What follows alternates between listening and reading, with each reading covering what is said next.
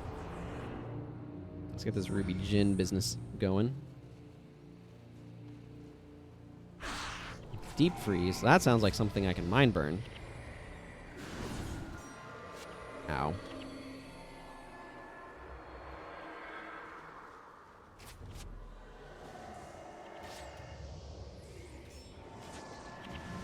Man, these things do not like flare. 87 damage flares, and I'm not even boosting my attributes. Yeah,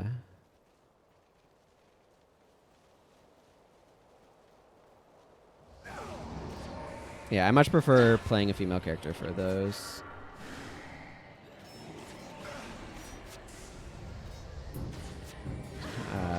Just because it's so much more convenient to just be going to Olaf instead of having to go all the way there. Somebody please get Losha up. Okay, I know you got it, Olivia. Thank you.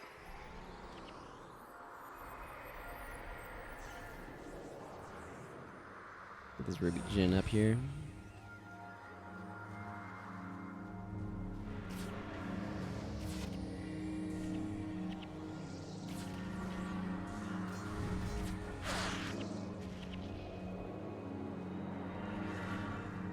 With Stefan Fjarsen and Engineer Zap. Well, let's talk to Stefan Fjarsen. Why are you here? Impress me in battle, then we talk. As per usual. Never anger a Nord. Engineer Zap. What do you talk about? I'm busy. Nothing. Cool. Maybe says something if you have the quest from Ulrun, the dungeon quests. This is the exact same spot you start Fenris Irontoe's lair. You'll notice that Shadow Spawn is running off that way. We'll be needing to deal with that soon. Let's get our Ruby Jin here. That's what we're here to do. We're here to kill that boss.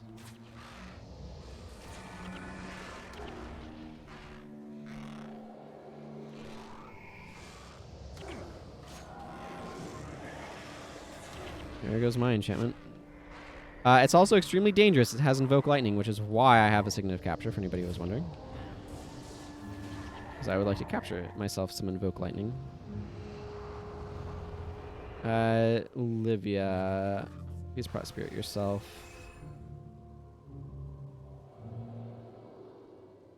Jorah.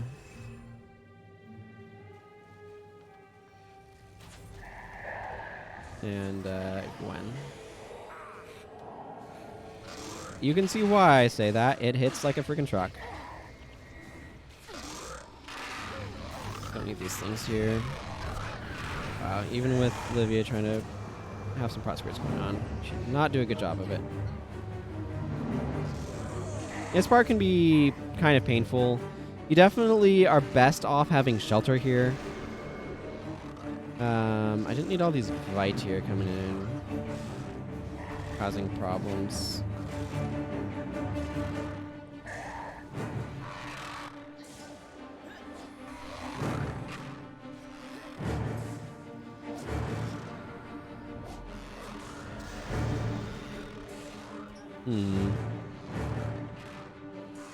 Yeah, this party's gonna slowly get pulled apart. And Jorah, as usual, is tanking exceptionally well.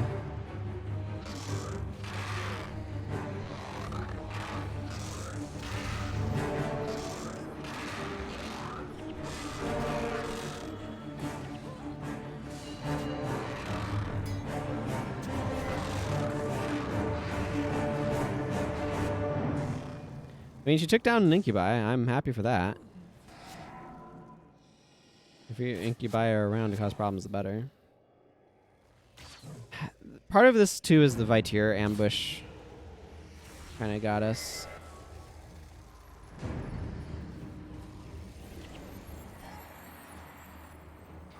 How is it that Jorah basically just doesn't die? She doesn't even have any self-heals or anything. She just has a lot of adrenaline skills.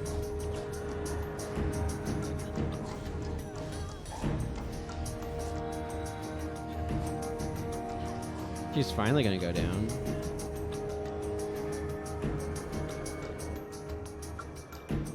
Okay, well, as a start. We popped all the mobs. That's going to be an important part of actually getting this done. Like I said, though, this is the exact same start as Fronter's Eindhoven's Lair, and I kind of wish they'd chosen to do things a little bit differently, because it's just like feels kind of the same. The team with only Assassin, Dervish, Warrior, and Rangers. So you can finally use Jorah. Yeah.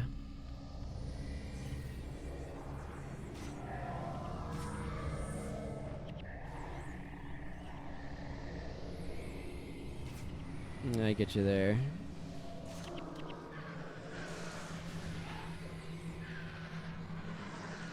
Oh, look. It's perfectly reasonable to fight these guys when we're not getting ambushed by them. What a shock.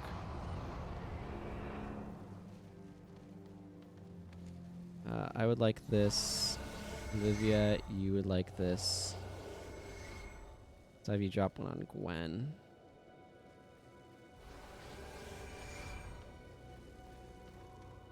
This thing has an incredibly dangerous Invoke Lightning.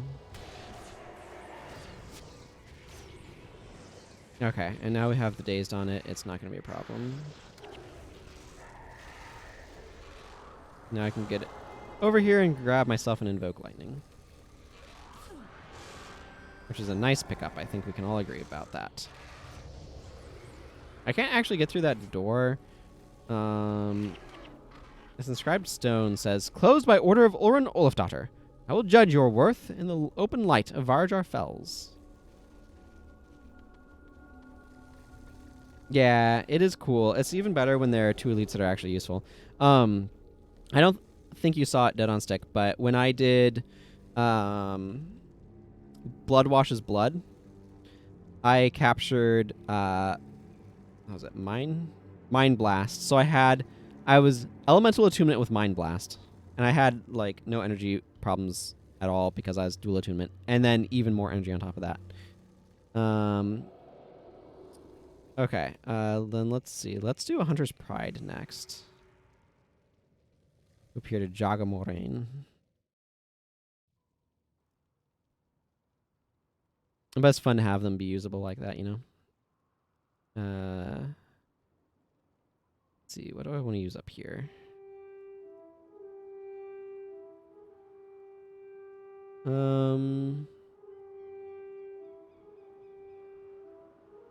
Maybe just bring some better coals.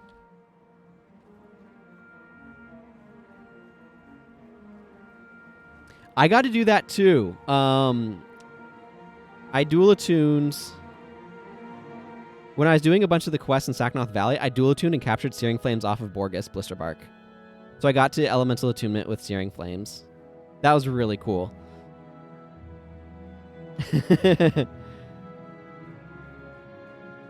That's where I got Glowing Gaze too. Because this guy hasn't been to Eye of the North, or hasn't been to Nightfall really, so he doesn't have, he wasn't able to get Glowing Gaze the normal way. But it's really sweet to have both of them on my bar at the same time. Who sent you?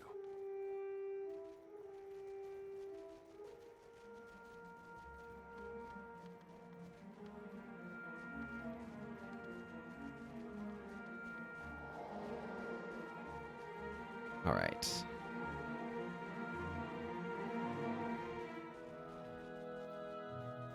Kind of going up the left side here, along the western edge. I usually don't, but I mean, this is the way to get where I'm going. Apparently we got attacked by this mountain aloe. It's probably regretting its life decisions right about now. I mean, Searing Flames is one of those spells that's better in multiples anyway, but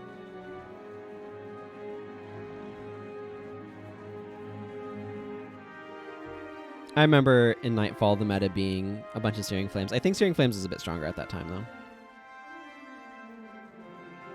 Imagine if they put elites on these and the Ruby Djinn had Searing Flames.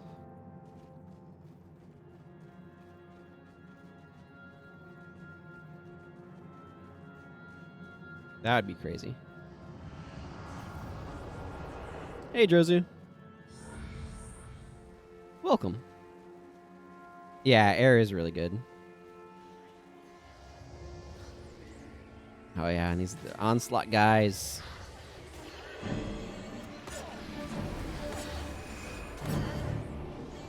So I can actually hit them with my spells. Earth really needs a little bit of oomph. It needs a kick in the pants. Part of it is I feel like they kept trying to nerf the wards so you couldn't keep them up all the time. Or like PvP or something.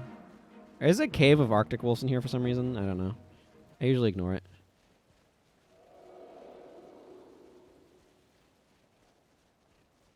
I feel like there's an Earth build that I kind of gravitate towards.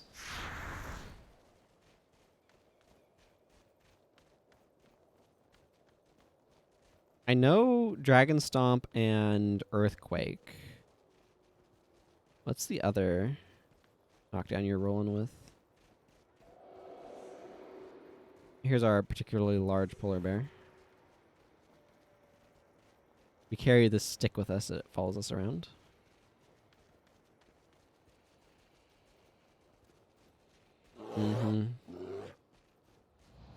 Like, there are times when I really want Ward of Stability, for example. Because it makes things not knock you over. Really, Lockpick had a break. Meh.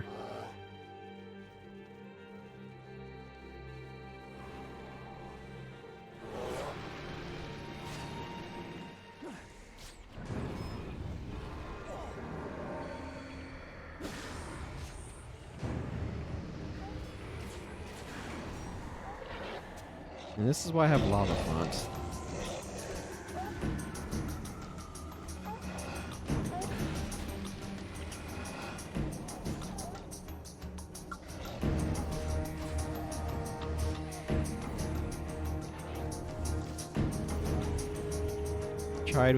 Tried arrow with 4x hero.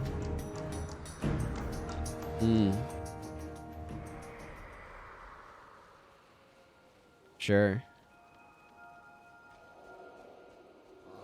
Air is definitely able to get a lot of good damage in.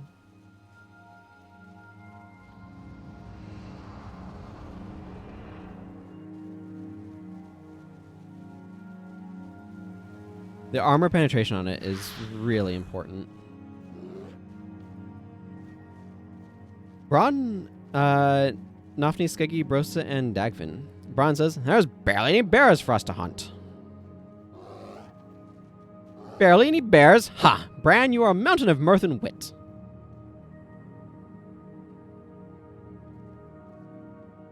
His words are sharp as arrows.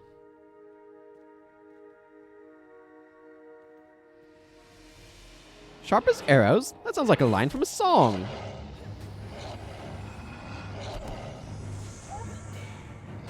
Haha, let us write a new song then.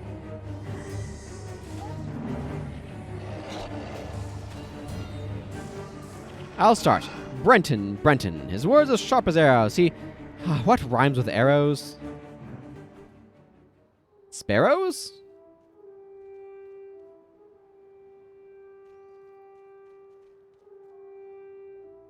We're far too mighty to hunt sparrows.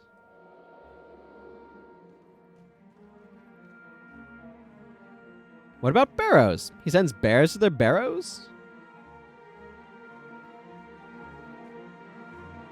How about his blade rends bone and marrow? Then you have the plural problem, though. Nah, I've got it. His words are as sharp as arrows. He's really, really great. That doesn't rhyme at all. Are you drunk?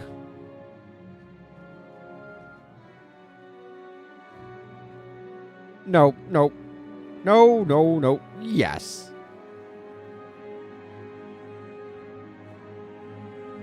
Good idea, Nafni. Drinking will help our creativity. Well, another round for us all.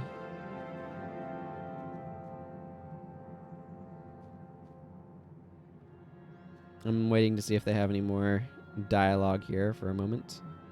Doesn't look like it, so. The frozen white shiver peaks. The bears here are finer than anywheres.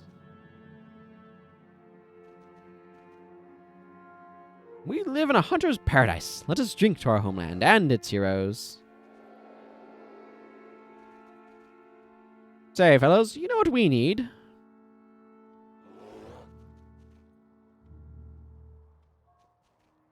What's that?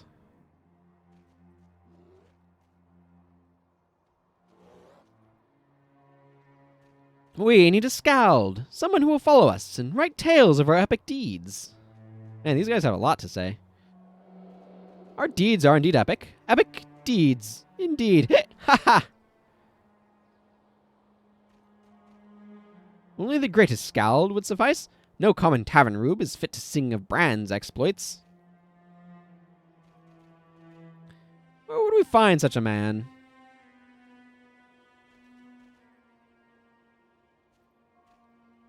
Heroes don't find skalds. Skalds find heroes and follow them of their own accord. Then we must have another hunt. The greatest hunt we've ever undertaken. What shall we slay, fellows?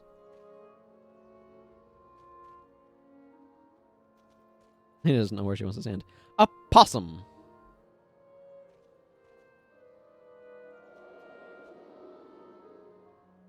Yes, a possum. Wait, that doesn't sound very epic.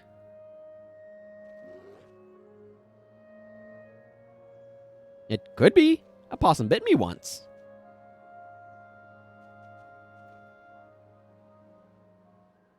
Really? Where?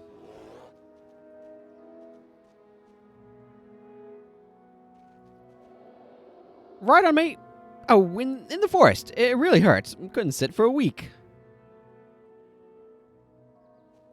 Oh, well, have another round to soothe the pain of old memories.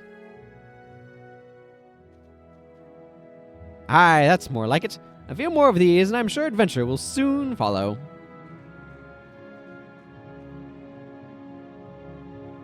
And women, too. You're Norn. Don't you want your women to be accomplished? Here's to our land, where the bears are big and the women are bigger. Hey, is there a bunch of young Norn? And just as bad-tempered. All the more reason to drink, I say. Oh, Nafni. There's barely any bears for us to hunt. Okay, it looks like they might be cycling their dialogue at this point. Hey, you want some bears to hunt? How about this one?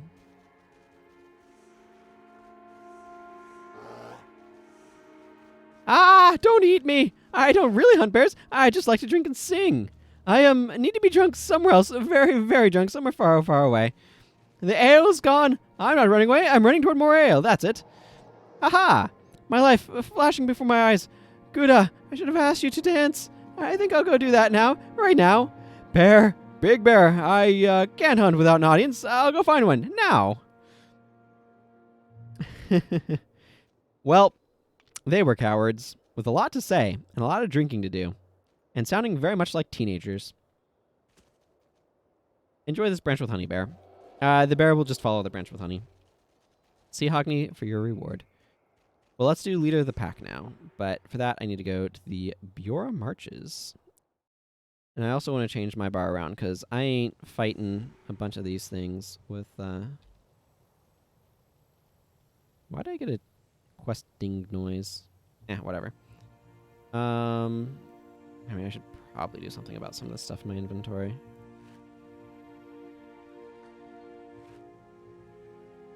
I mean, that's 17% enchanting is better than no enchanting.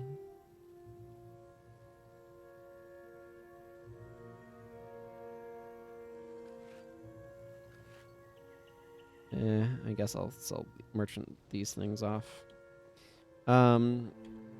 Not that one, this one. I want my air magic.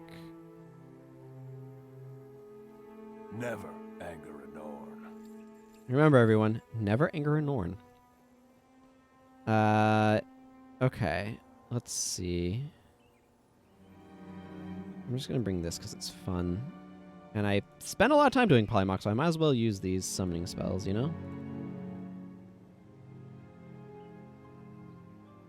Okay, I want Alkar's Alchemical Acid. I want my Air Attunement. I should probably bring Glyph of Lesser. Arc Lightning. I'm going to bring Invoke and Chain. And then, how about Lightning Strike? Something like that. That'll work. Boy, getting invaluable insignia really builds up the old bank account, doesn't it?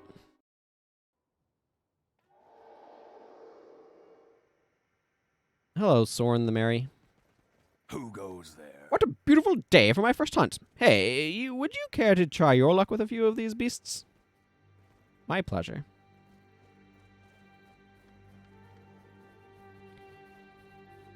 Alright, so now I just need to head this way. And convince some wolves to hunt with me. They're all the way up here, though.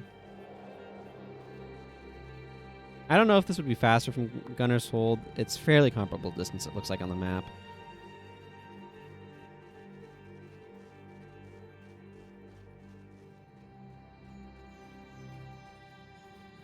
These Wendigos gonna fight me.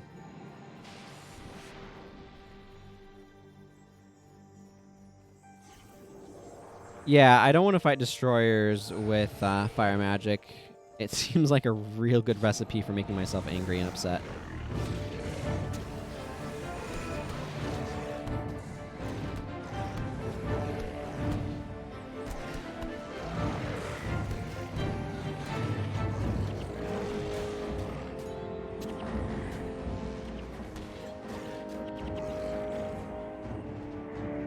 And I brought Enervating Charge in the form of a Mersat.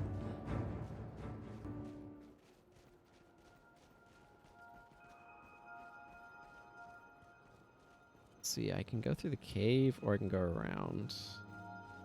I think I might actually go around.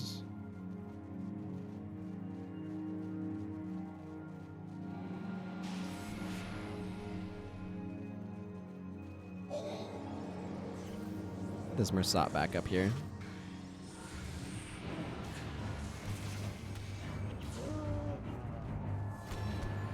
Man, the green toxic cloud of Alkar's Alchemical Acid.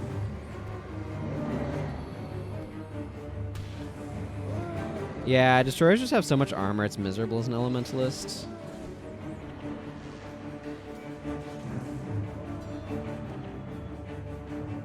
Because they just reduce so much of your damage.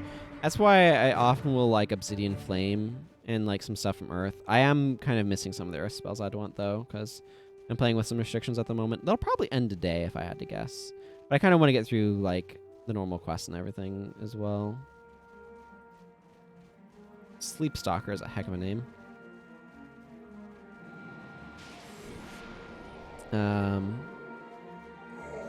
But yeah, the destroyers are just super obnoxious to fight with elementals because of that. Intense amount of armor.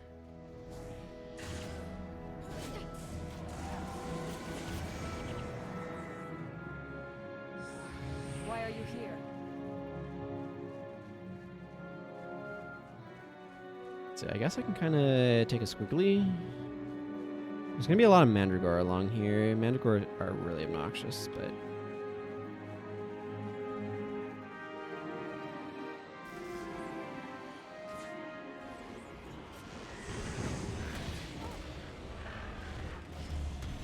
Armor of Sanctity. Oh my goodness, so many conditions.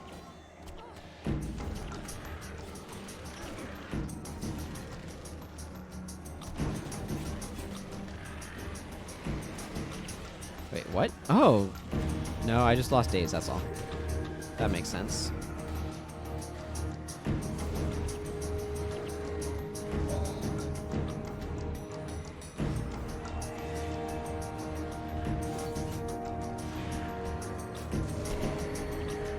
Ow.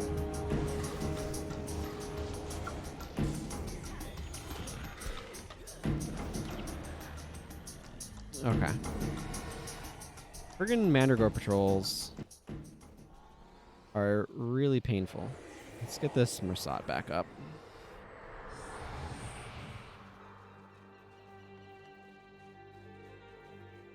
Has enervating charge, which is not the most exciting. I wish it came with something like Thunderclap. Man, imagine if those all had elite skills and it was like the Ruby Jin has Searing Flames, or like, yeah, Mind Freeze on the Ice Imp would be kind of like the signature there. I'm not sure what you'd give the Naga Shaman. Frankly, I associate them with ritualist stuff. I need to give my heroes some time to maybe survive. Yeah, I kind of like a summoning stone. I don't know. I just feel like these summons could be a little bit stronger. Like, if this had Thunderclap, for example, like Mersat Elementalists typically do, that would be sweet. I don't know. Stoning does work pretty well on the Naga Shaman if you are building around it, but imagine if it was like unsteady ground or something. I mean, they'd probably be ridiculously strong at that point, but it'd be cool. I'd prefer not to fight this group. How long does Toxicity have? Okay, that we're not waiting for, though. I was afraid of that. Attack the spirit, aggro the group that made it. Okay, apparently. Not so badly. I mean, it's the sort of thing where if you're balancing the skill over, like, okay, you have to go through all of Polymach to get it, maybe you make it a little bit stronger.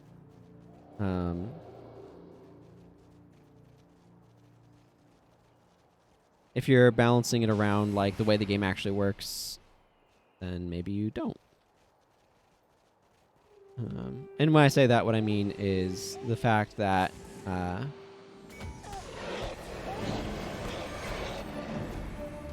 the way the game works is, like, you have access to these. You can't treat anything as being especially difficult. Like, stronger just because it's hard to get. Things like that. I don't know what this Thunderwolf is doing all the way back here.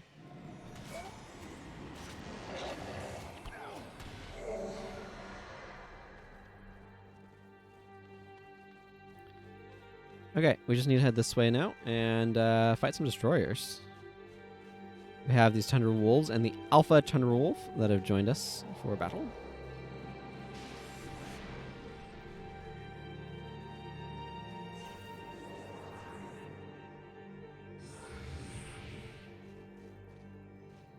Oh, excuse me.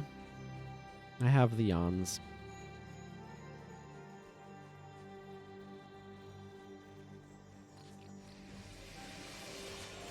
Yeah, I know what you mean. I know exactly what you mean.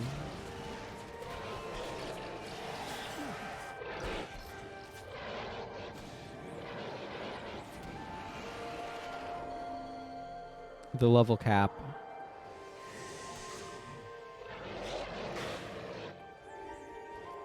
It can be kind of annoying. Was in the shield. A non-max Riddle of Steel. Well, I mean, that's going straight to the merchant then.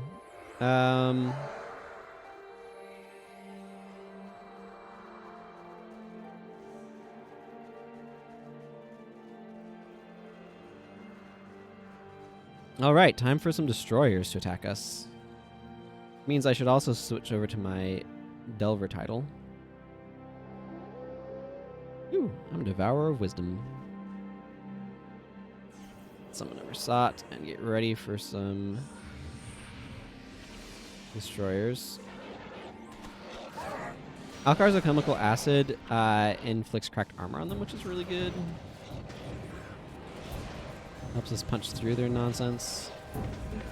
These Tundra Wolves are not particularly impressive, by the way. They use Primal Rage, so they're very likely to get themselves killed very quickly as well.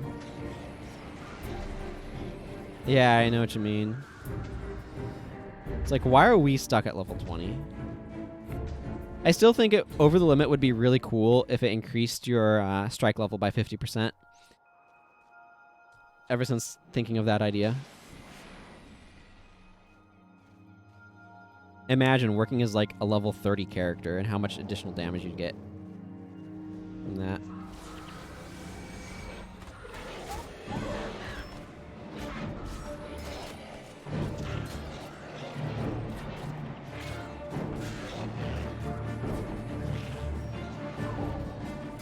Alcar, I must commend you on your craft.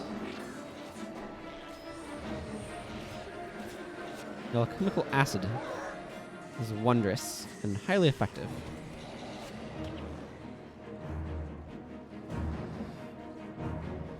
Now we just need to defeat the Destroyer Onslaught. So, ooh, green dye. Don't mind if I do.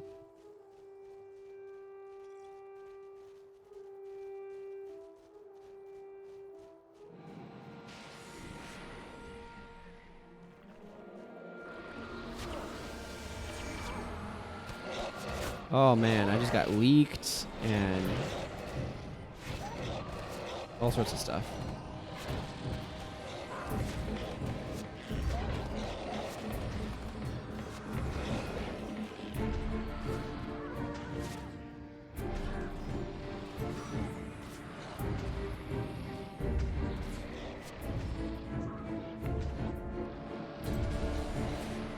Here, Destroyer of Thoughts, have an alchemical acid.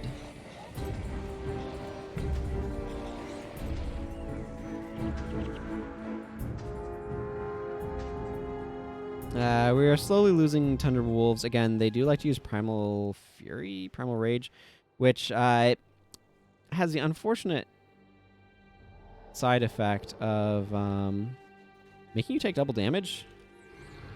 So they're getting walloped pretty badly.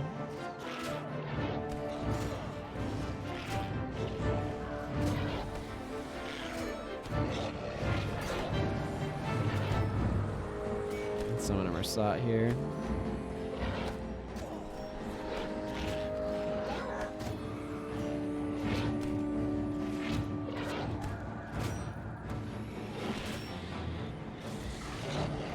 Ooh, a Destroyer Core. Another one from my pile. Okay, now we can go see Hogni Truthseeker for my reward. So that means I've got a couple of rewards to go see Hogni Truthseeker for. And also that I should swap over to my Norn title.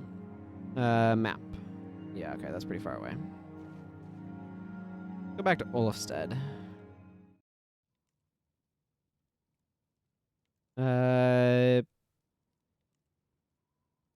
Let's give my Shunlai another drop off of random stuff. Green dye, Destroyer Core, because I don't need any more for doing.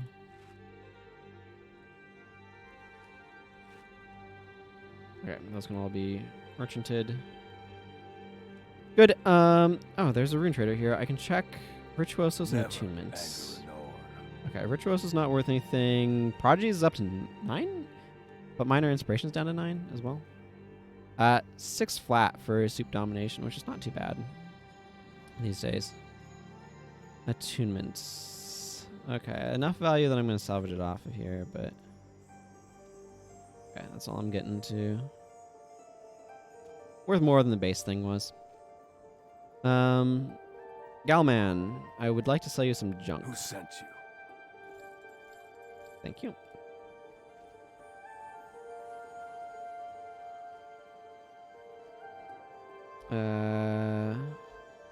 Okay, so now I need to go see Hogni Truthseeker for my reward.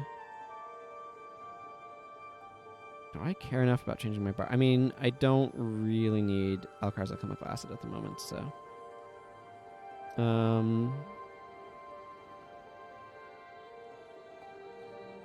Sure, I'll just switch to that for now. Pretty straightforward.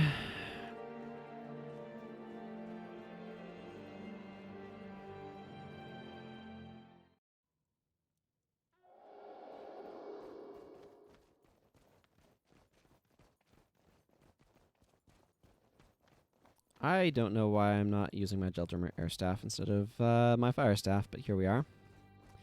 I was. Whoops. Morgana Bear Tamer.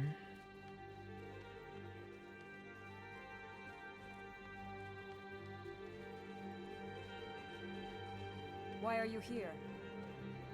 To get the bounty from you before I wander north. Go seek Hogni Truthseeker and turn in some quests.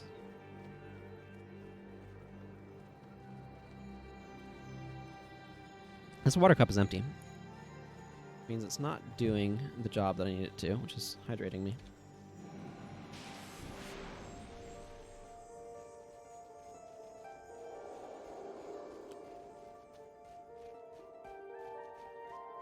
Remember to stay hydrated, everyone. It's good for you.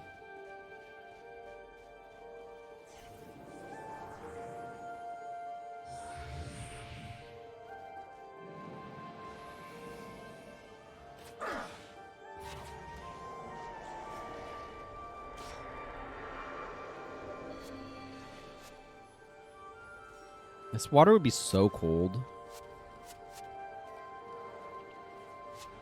Make your feet feel awful.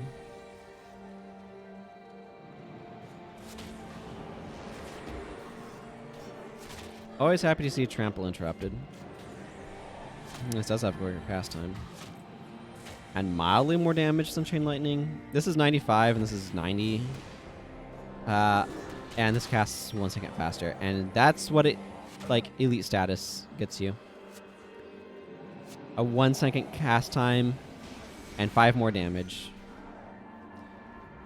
I always kind of feel like, because Invoke Lightning has been nerfed a little bit over the years as well. Like, the thing is, Chain Lightning is a Prophecies only skill, so if you're, if you don't have access to Prophecies, but you do Nightfall, then Chain Lightning is what you got. I feel real bad for anybody who's trying to play air magic with just Arc Lightning from factions. I mean, Thunderclap's been changed a good bit over the years. I do like Thunderclap.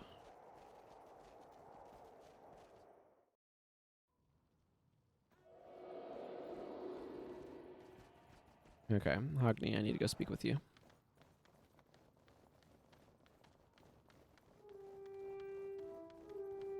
I'll get there eventually. Quicksand is super obnoxious. I agree. I agree, Mana Guy. Hogni! Are you hunting? Yeah, I love Lightning Surge into Lightning Orb. It's so much fun. A Hunter's Pride. Do you now understand what separates a hunter from his prey? A true Norn never turns away from danger, never flees before a challenge. We will not back down. That is true strength of spirit. If you were to survive in these lands, to face the perils that lie ahead, you would do well to learn the same. And then we get Urson Blessing, which works differently. So this is, you not care much as another better measure. Yeah, it does. I'll talk about these in a moment.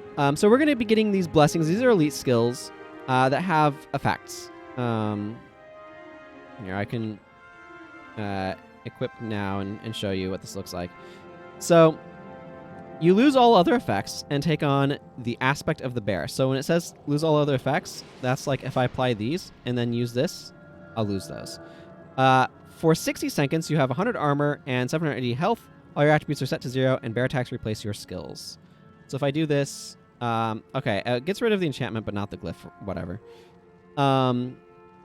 So these are very similar to what you have in the mission. And it's Urson Force. You, for a period of time, you run faster and can break through wooden barricades. Not that that ever matters outside of the mission. For 4 seconds, all enemies within earshot are weakened, and all allies deal plus some damage. Touch target foe and deal 105 physical damage to all adjacent foes. Struck foes are also knocked down for 2 seconds. Yeah. And then 61 damage and 61 slashing damage to target touch foe. The fact that the second one is typed means it can be reduced. This has a limited duration. You'll notice that it lasts 60 seconds. It does not have any of the energy mechanics. You can use Totem of Man to lose all energy and return to normal and end it early. But when it ends, it then goes on a 60-second recharge. Originally, these blessings all worked the same as the ones that you get in the missions. But you could keep those ones up indefinitely. And it turned out Urson Blessing made you aggressively powerful if everybody had it.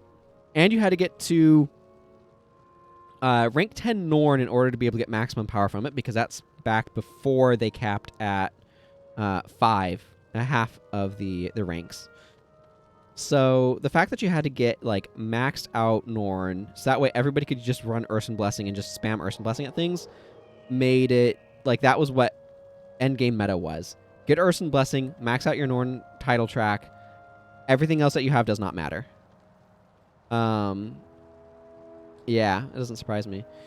And so it's just like, that's what the top end farm builds were. Your profession didn't matter. All professions were just bear. Everybody was bear. Just Urson Blessing for everyone. And so ArenaNet kind of slowly nerfed it and tweaked things and then made it so that way they have this like 50% uptime thing. I personally don't really care for these skills. Like, they're okay, but I chose the skill bar I did for a reason, so I'm not super thrilled by them. Why are you here? But, you know, they are what they are. Shadows in the Night.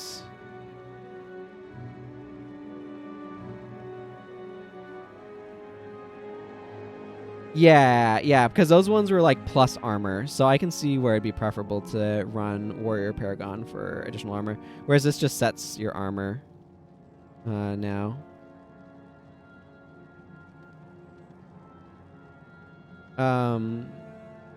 Well, the old mechanic was just whenever you take or deal damage, you gain energy. And then you have -2 degen. So you lose 2 energy every 3 seconds. But as long as you have high enough DPS and incoming damage, they'd stay up. But I mean, I never participated in those, so other people will know more about how they actually worked. But yeah, I just remember like it was a huge thing back in the day. So they fundamentally changed how all of the blessings work. Yeah, people didn't like it. It was just the most optimal thing to do. So they changed it. Shadows in the Night. Ah, you have returned. Did you learn from this experience? I did. I learned how to invoke lightning. Every victory comes from fighting on your terms. Once you have mastered the art of the hunt, all that your eyes survey will be nothing more than prey to you. You have a ways to go yet, little human, but you will get there with the help of the spirits. And now I get Raven Blessing, which gives me base 80 armor and 684 health and a 26% chance to block. And the Raven skills are pretty similar. This one actually deals piercing damage, which means it's better than the base one was.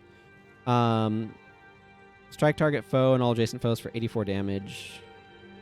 Remove blindness from all allies within your shot and cause it to enemies. And then anti-knockdown. Yeah, the old Shadow form. I liked the old Shadow form implementation. I think it's a more interesting implementation. But I can understand why ArenaNet changed it as well, because being able to keep that up indefinitely is inherently busted. Who goes there? The wolves howl the tale of your deeds for all to hear, little one. Tell me, did you feel the sharpening of your senses as you became one with the pack? Did your nostrils flare as the pungent odor of blood filled the air? Point of order, do destroyers have blood? I mean, they can bleed, so I guess they must have.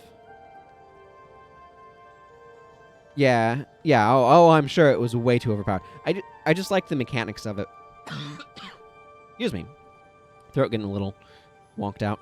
I just like the mechanics of the old Shadow form better. I think it's more, like, mechanically true to what Shadow form feels like it ought to be.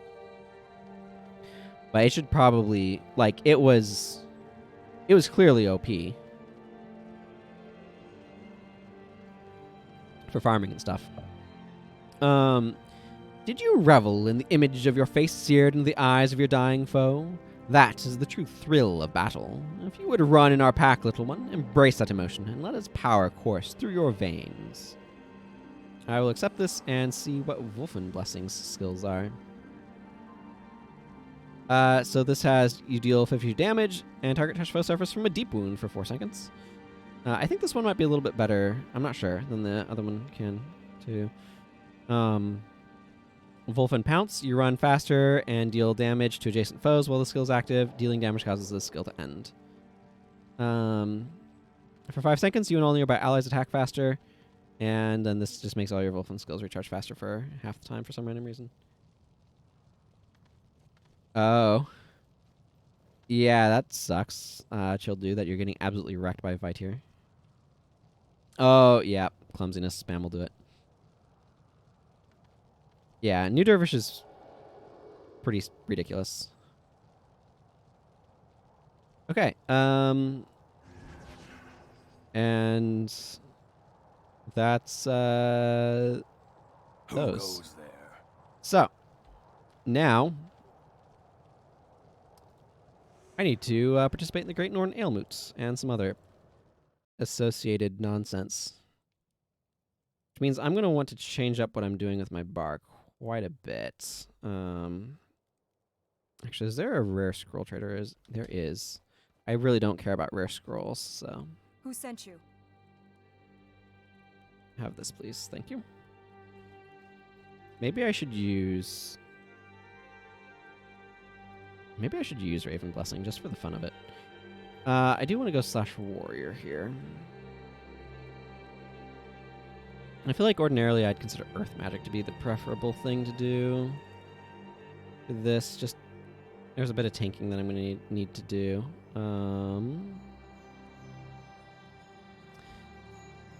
I don't know why I keep going to places where I don't have my headpiece. Okay. Oh, Mursat Summon's not a bad idea. Okay, let's start by clearing off my bar. Oh, and the Wolfen Blessing, if I didn't mention it, gives you also base 80 armor, 684 health, and 3 health regeneration. So, I might try playing with Raven.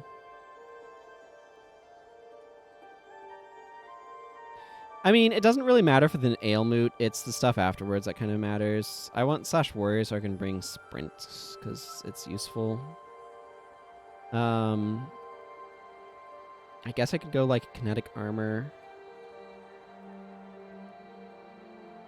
Kinetic armor stoning. Let's see.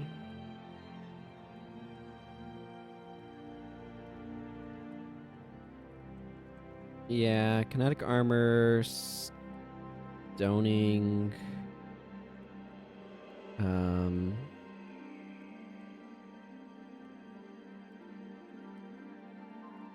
This guy,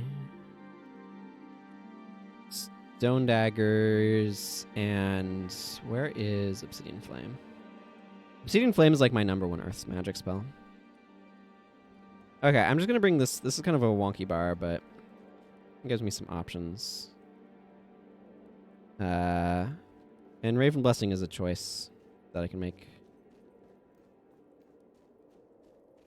Obsidian Flame is armor ignoring damage and is a good source of overcast for stuff that wants it. I really value the armor ignoring damage from Obsidian Flame.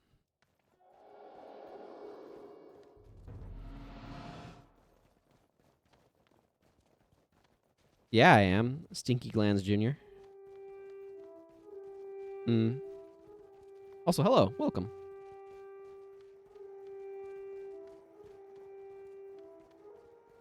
Yeah, I find the armor ignoring damage is extremely valuable to me personally. So I always... Like, if I'm Earth, chances are I have Obsidian Flame.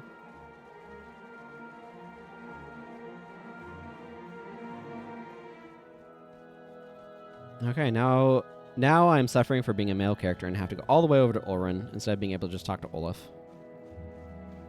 Alas. I mean, it'll be okay, but it's just a little bit of additional tedium.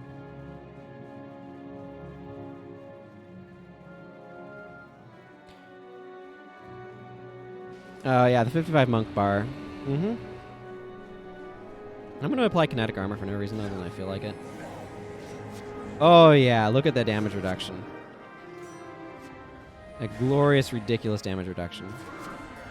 And my completely forgetting to bring energy management. It'll be cool.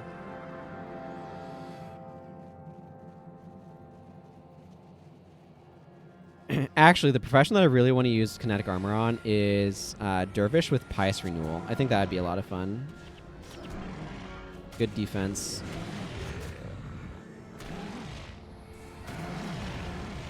Yep.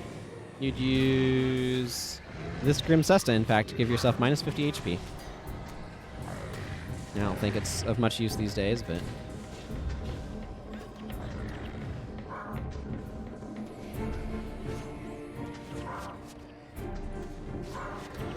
There's a lot of... There's better farming builds these days than 55ing, apparently. Yeah, I never really did any of that 55ing in Underworld, but...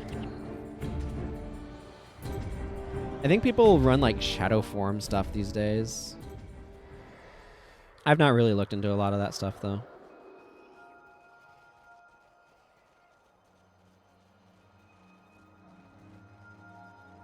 Yeah, you were close.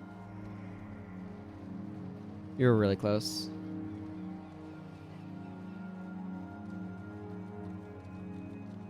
Well, they nerfed Spirit Bonds, so that whole thing doesn't work, and they also... They did a lot of stuff to kind of make it not work so well.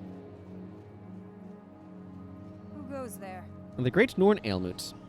I can bring only one human to the Aelmut. You'll be separated from your party. Are you ready? Yes, I'm ready. Okay, this is... We got a couple of other Norn hanging around here. We've got a Festive Norn. Who goes there? Who is a merchant, apparently. I did not realize this guy was a merchant, but this Festive Norn's a merchant. Bjorn Thunderfist is here. Never anger a Norn. I mean, this chase taking place on the side of Jakar Lake. I never really thought about where this takes place, but I recognize the area now that I've given it, like, a little bit of thought. For some reason, I just was never thinking about it. I actually do kind of like Olren's armor. Hello, Why are Olren. you here? None shall pass. Do you have that skill? Hello, Olaf. Why are you here? Here's a bit of advice. Never okay, that's just your standard dialogue. Whatever. I'm not going to read it again. Who goes there? Volsung Irongut. Who goes there? Hey, and Ulfor Leadfoot's over here, too. Okay, none of these guys seem to have anything to say, so I'm not going to worry about it. Okay. Who sent you? The Great Norn Aelmut. Our ale is the thickest, finest, and most potent in all of Tyria. It'll cover you in chest hair. Like, all of my hair will be chest hair? Does that mean I have a mono chest? All of my skin is suddenly my chest? Also, if it covers you in chest hair, why don't more of these Norn have chest hair? Okay, anyway. Your flimsy human liver will probably burst into flames, but don't say I didn't warn you. Since you insist on proving yourself, I'll let you make your own mistakes. Bring it. Go, go, go. So, we have a series of things we need to do here. And between each one, we drink from the thing to get more drunk.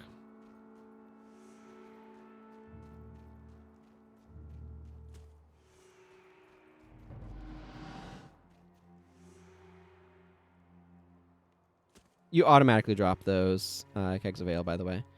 Also, we need to beat Olaf's time. Okay. Oh, yes, the good old sprint doesn't need strength tactic. Yes, I mean, it has 50% uptime without it. And I don't want to be bothering with applying my air stuff. Run the slalom. This slalom is super sensitive, so...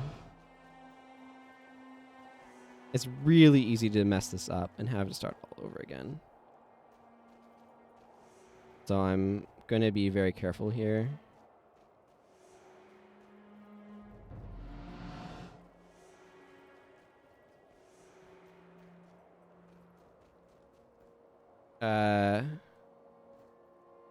I failed? How did I fail?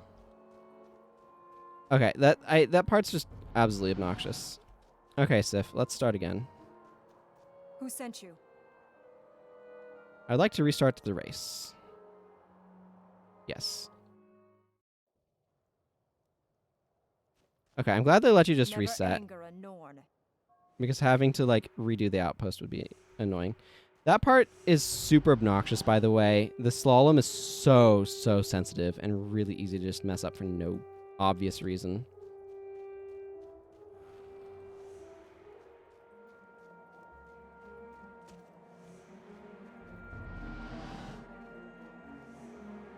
Oh yeah, gotta love that running sideways.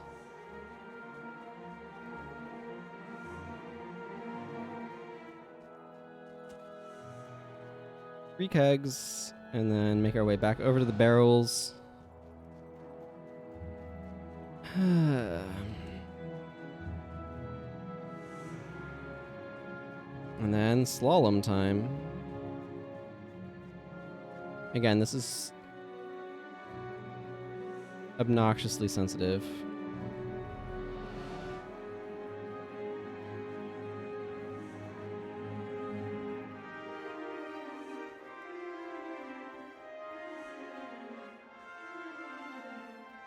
Okay, how am I screwing this up? Somehow I'm messing this up, and I'm not quite sure what's going on here. Who sent you? I would like to restart the race. Yes, I would like to try again. You can see why I don't like the slalom part, because it's like, somehow I'm messing it up. I don't know what I'm missing or not paying attention to. Who sent you? But it's really annoying.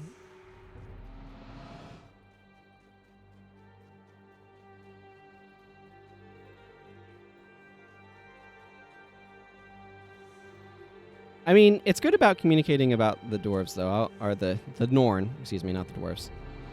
So I'll give them that. Like, this quest chain is a lot of interesting Norn cultural stuff, and I enjoy that aspect of it.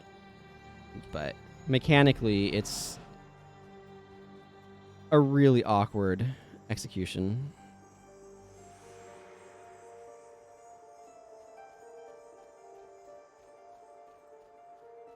Okay, let's just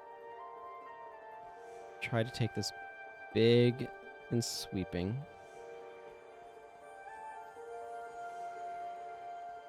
Not too much.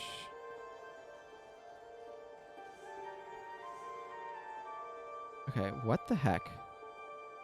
What am I running into? There's some sort of trigger right here that when I run into that trigger just says, oh, you failed it. Ugh. The design of this is so bad. The slalom section is really, really hard to do reliably. Who sent you?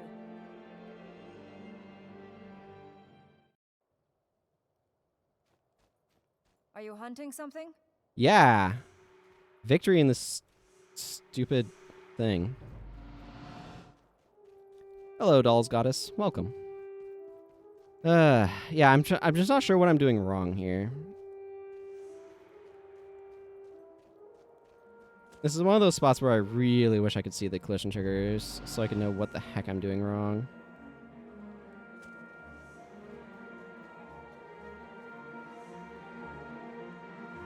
Why are you moonwalking? Oh, whatever.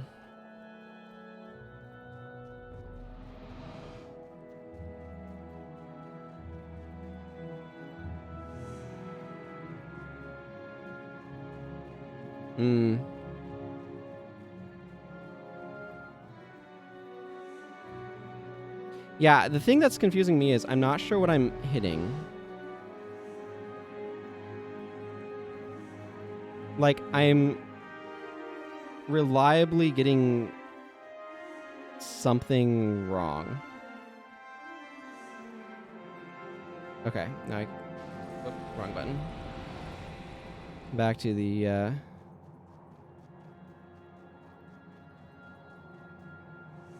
barrels, and then we just need to play Dirk's game of getting some pigs in a pen. Okay, come on, pig. Come on, pig.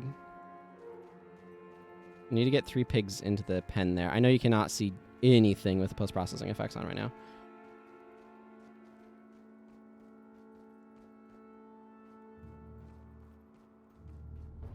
Come on, be cooperative. They have this, like, cooldown before they will run from you. There we go. Victory! Yeah, they are. Okay, Ulrun Olafsdottir. I can't see anything, but... Never anger a By the Norn. gods! You have a stomach of iron. Okay, so why does she say by the gods? She's a friggin' Norn. Wouldn't she say by the spirits? I don't know, this is just like... one of those things that just like catches my attention here when I'm focusing on the lore. You have a stomach of iron, intestines of rubber, and a liver of steel. And that jutting chin reminds me of the mountain crags above my home. Good sport, my friend. Perhaps you're not the useless runt you appear. Next time, I'll plan an even more robust challenge. Feel no pain gives you some... it's basically mending. This is mending. But if you're drunk while you activate it, you get additional HP. Real happy to get through that weird slalom part. I don't know why it was so discooperative. I'm glad to have gotten through it. I don't know. Sometimes I just have weird problems with it. Oh, and of course it dumps me back in Olafstead. So now for the next part, no, not Eldoria. I have to go back to her, except I've had to leave my party in order to make my way there. So now I have to reconstitute my whole party from cloth. What was I doing? Jorah, Olivia, and Gwen, I think. Well, I don't need sprint at this point, so I'm going to drop that for Earth Attunement, because I need the energy management. Yeah, you have problems with this as well. That doesn't surprise me.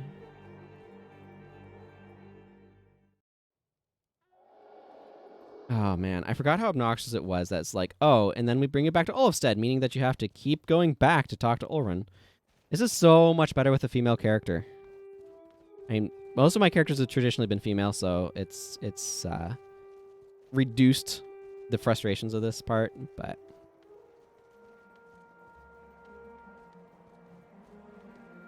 Okay, Olgana, Bear Tamer. Who goes there? Me, for the bounty, yet again. Yeah, I didn't use this.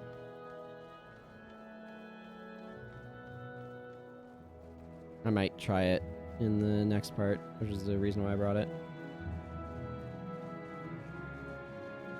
I just think it'd be so easy to keep this up with Pious Renewal, you know?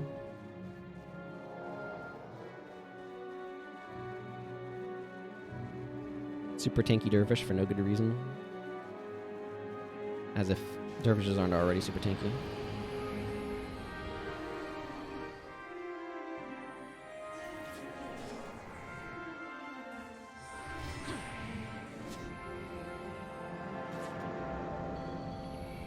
It is nice to basically just, like, take dramatically reduced damage. This quarters the damage on me when I'm having 88 armor from it. But then it goes away because it doesn't last that long. Relying on enchantments like that for defense are not necessarily the best plan anyway. Sure, let's do this.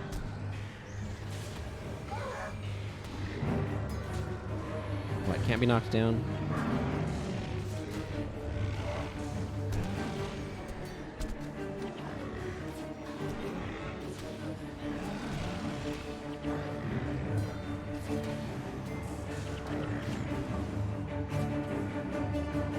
I'll take can't be knocked down when I'm fighting some things.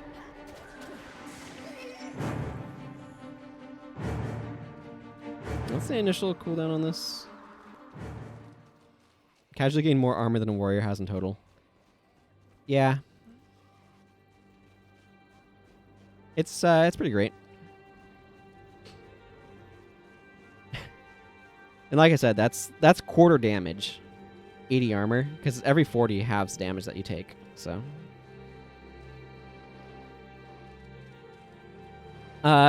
like, between shields and stuff, I know, right? I was so disappointed that I didn't get to summon a Mursaat with Spectral Agony. Between shields and stuff, yeah, warrior can get up to something like that. Never anger a Norn. Bear Club for men. Sure, you've bested me at drinking games, but can you handle a rabid bear? Ha ha ha! You should see the look on your face, Rex Templars. Oh, don't cry. Take a knee and listen to my tale. In my youth, I stumbled upon a vicious bear roaming the trails, foaming at the mouth, and with murder in its eyes. Did I run and cry like a cub? No! I tussled with that hairy beast using nothing but my trusty club and cunning wit. Of course, my outfit was ruined, and it took a few months for my hair to grow back, but that's beside the point. I challenge you to match my feats. You think you have the iron guts necessary to take down a grisly, fearsome beast? Give me that club. Who goes there? Yeah, I'll be removed from my party to duel the bear alone. Am I ready? Ready as I'll ever be. Okay. First of all, you can't do this properly if you don't equip the Club of 1,000 Bears. That's step 1. Equip the Club of 1,000 Bears. Now we just need to go fight the Bear of 1,000 Bears. By which I mean there's a rabid bear in the middle.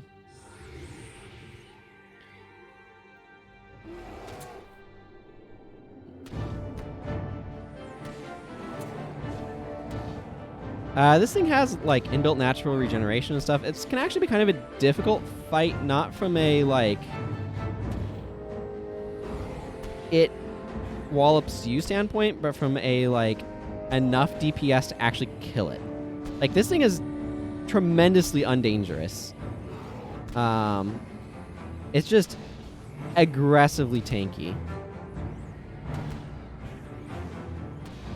Yeah, you can totally set stuff up to...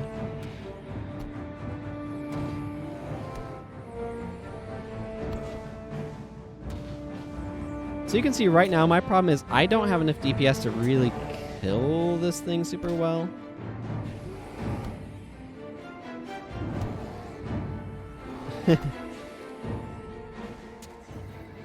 Yeah, like, I'm summoning a Mersat to help, but... Let's try this. Let's see if this does any good.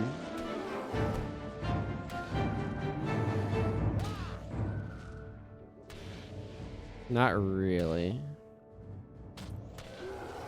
The Mersat's doing reasonable stuff. Then the Defy Pain comes out, and it just gets ludicrous amounts of durability. This is giving my energy a chance to recover, though, which is nice. But then it uses Troll Unguent. I know, this thing is like the tankiest thing that ever tanked.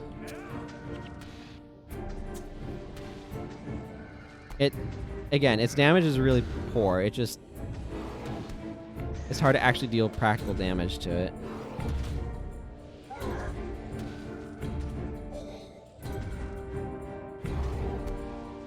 Yeah, that bear probably survived the Exorcism of the Gods. Yeah, no kidding.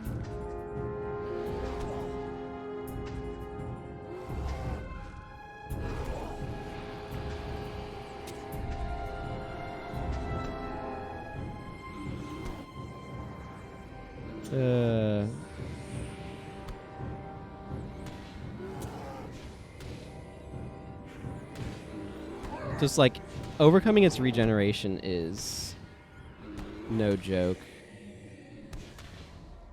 And then Defy Pain comes up and you're just like, what?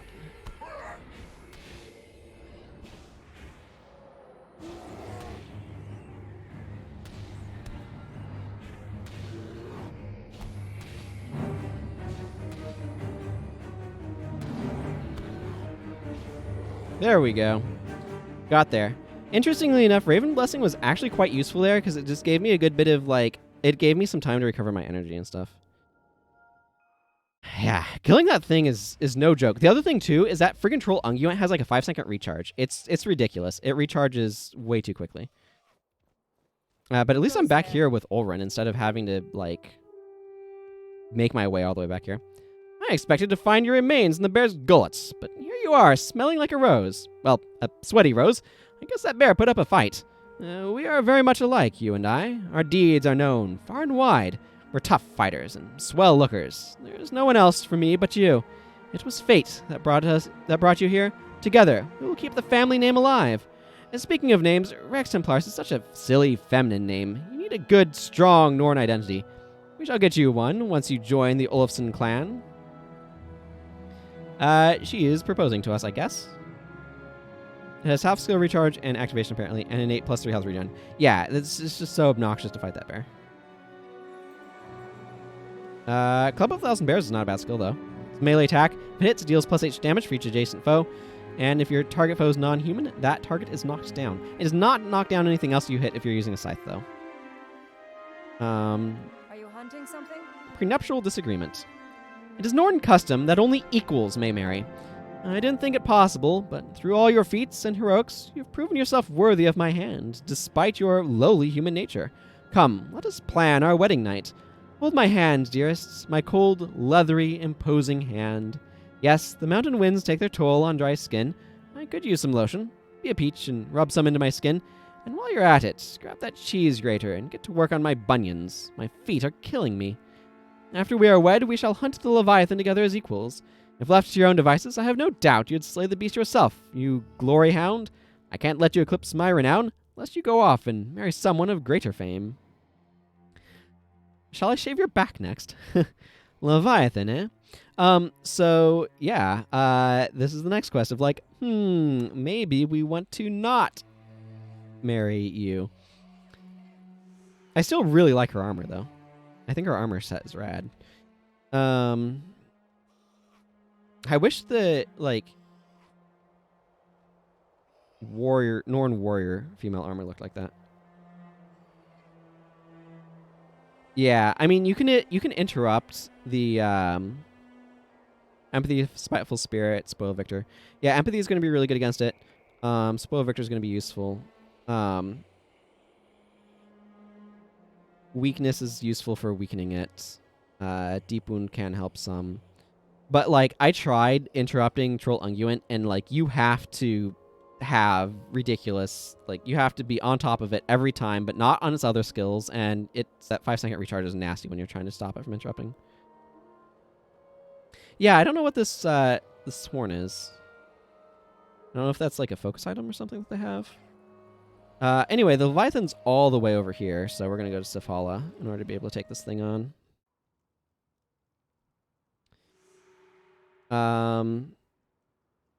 I do not want this bar. I don't know. I don't need kinetic armor. Kinetic armor is fun, but not great. I mean, yeah, it is a drinking horn. I'll agree with that assessment of it. I mean, fire magic's where it's at out here. I guess I'll just dual attune.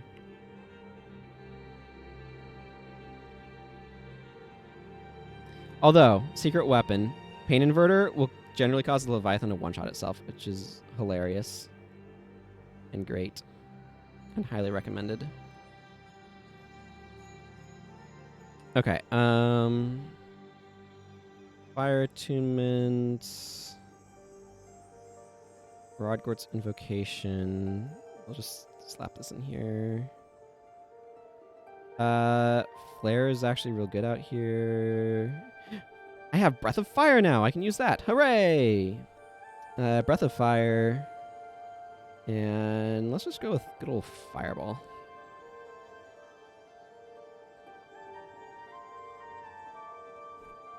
I no longer need this Club of 1,000 Bears, and because it is terrible, I'm going to delete it. It's inscribable, though. So, there's that, I guess. I do need to switch over to my Fire Staff, though. Let's sell these couple of things I've got floating around here.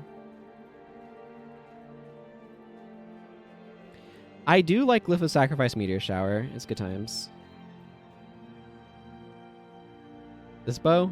I mean, sure, I'll grant you that. Never anger Adorn.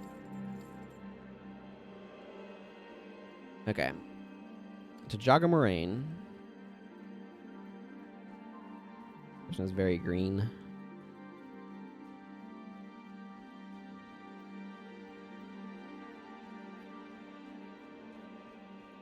Is the Norn focus in like that sort of horn? I'm curious. Norn focus. No, it's this weird hammer thing. That's disappointing. It should totally be that horn.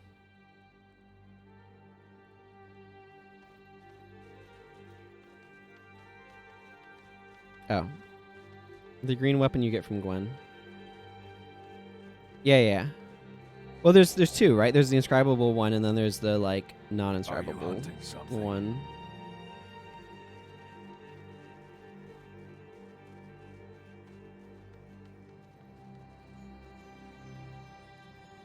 I still really like this view. I love the tinge of brightness in the distant sky there. It's part of what I like about this view so much. It just really stands out.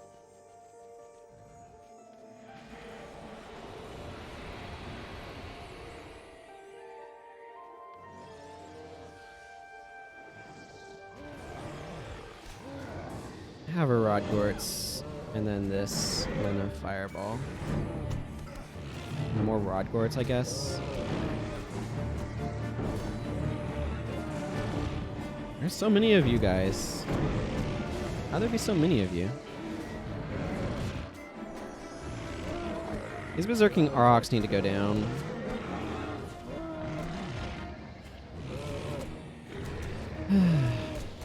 It's the monk.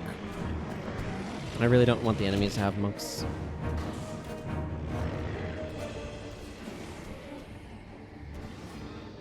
For obvious reasons.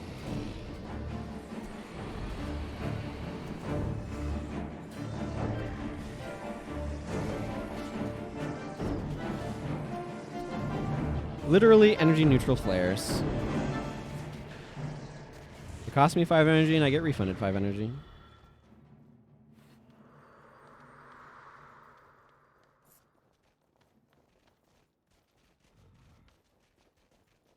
Okay, let's climb up a little bit. Sepulchre of Dragomar is super dwarf, so get more of those horns. 7 lockpicks. I've been getting good lockpick drops because of the event going on right now.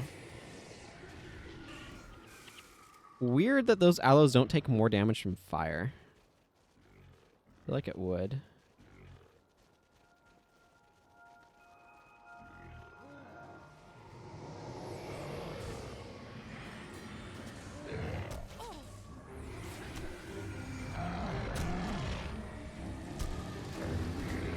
We're getting another one of these, like, multiple patrols coming in situations.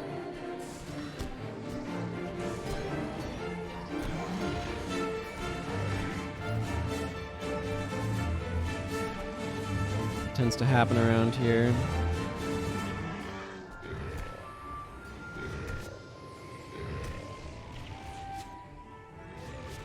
Show you what I think of being obstructed in here. I mean, I mostly have fire for the ice elemental stuff that we'll be encountering once we get past this section.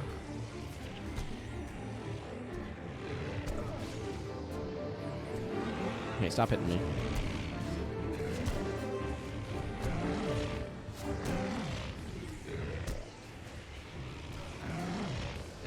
Rodgort's Invocation. Do they have any Rodgort references in Guild Wars 2? I don't remember. I feel like they do, but...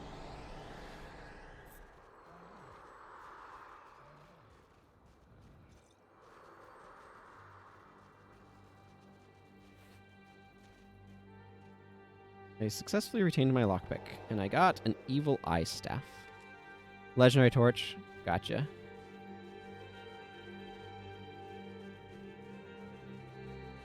I'm glad there's something. Such an iconic, like, part of fire magic to me.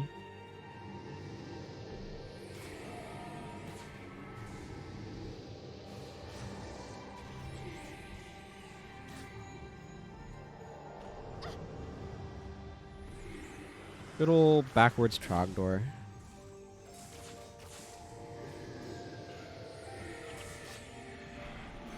Glad the brother chaps are still doing some HomestarRunner.com stuff.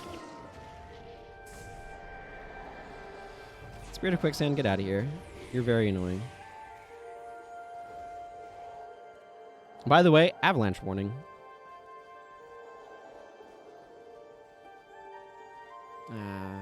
Mandragore warning too.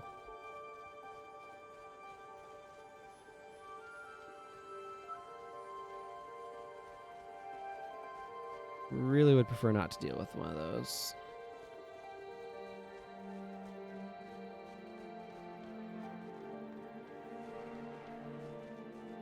this little canyon area. This is kind of cool.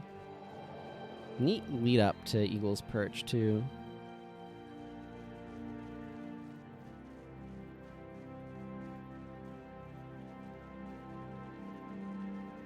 I have discovered part of the reason why it's not dealing as much damage as I should be. My headpiece was wrong. I still had my Earth one on. I'm like... Yeah, because this should go up to like 141. I was getting it up to 16, but... Go down these stairs.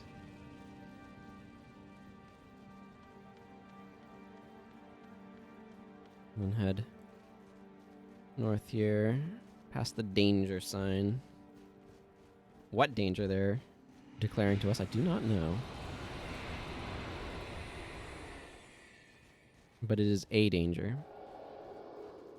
of some variety. That much can be certain. Worm breeding grounds. Beware of worms. Well, now I know what the danger is, which is worms.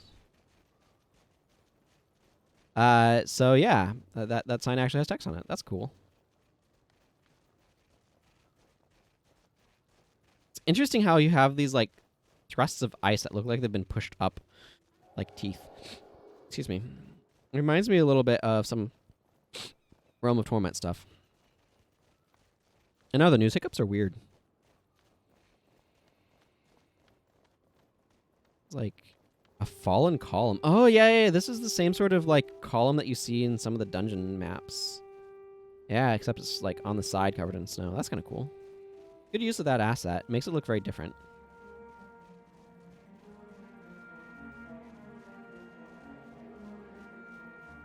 Well, it's not a single column. There's one over there, and there's one right here. I don't know what they're propping up. Maybe the sky. But they look cool. In memoriam.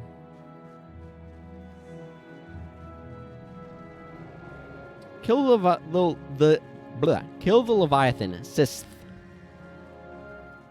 Is Grenth placing some columns? Sure, why not?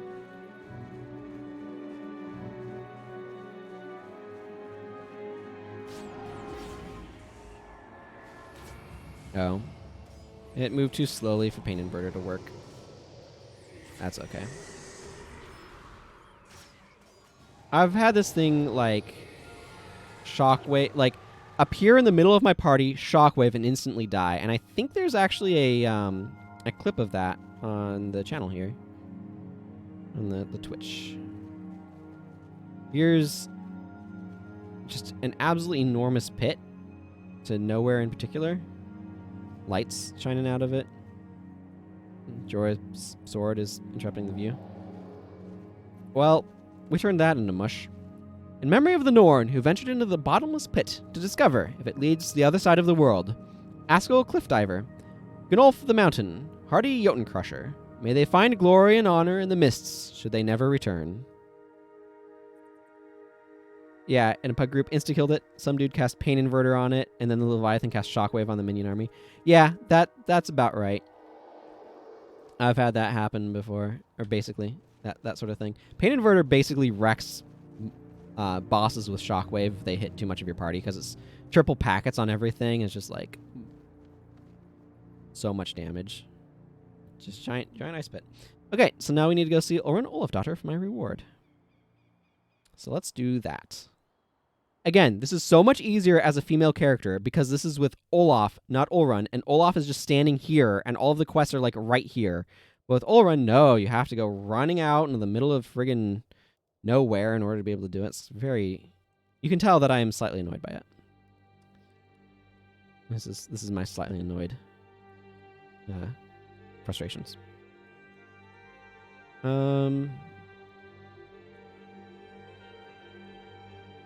I don't feel like I need Pain Inverter here. So, maybe I'll include Phoenix? Phoenix is decent. I don't know. Doesn't really matter. Actually, what would be really good here would be a skill I don't have, so. That's just how it goes. You know what? I'll just put Technobabylon. Full melee AoE fire. I would want Starburst for that. I don't think I have Starburst capped currently on this character.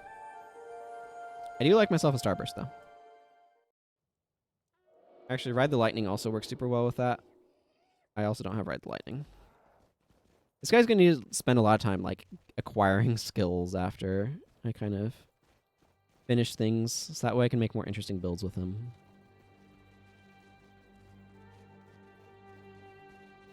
Okay, Olgana, I'm back again.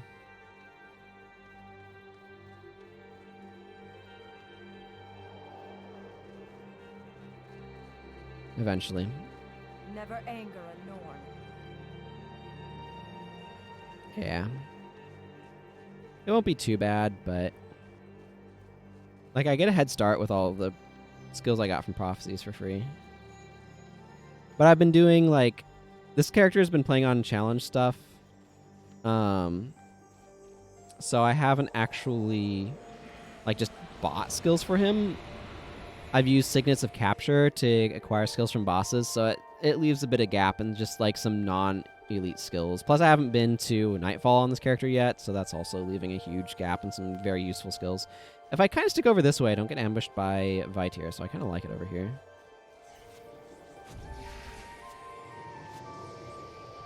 Whew, 191 damage. Now that's what Rodgort should be doing. Mm-hmm. Good old 148 damage Rodgorts.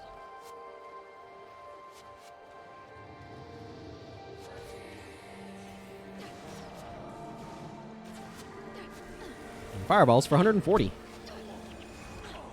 Of course, more because these guys actually have a weakness to something. Hooray! Weaknesses to elemental damage. I really wish they did that more, frankly.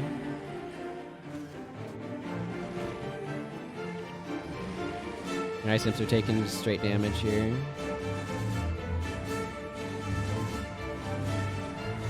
Oh, goodness. Did we really need to aggro all of the Ice Imps in the map? No. No, we didn't.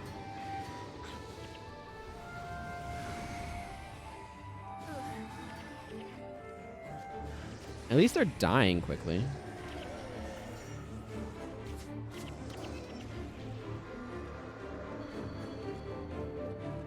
Okay, give me this Banded Spear. Another skill that I need to acquire is Managai's favorite elite. Okay, that's a joke. I don't actually know what Managai's favorite elite is. But Second Wind. Second Wind is extremely valuable to acquire because it opens up a lot of ability to manage your energy in places where friggin' enchantments just can't stay on you. Like the Crystal Desert with its Chillblade spam. Not all the maps have the Chillblade spam, but...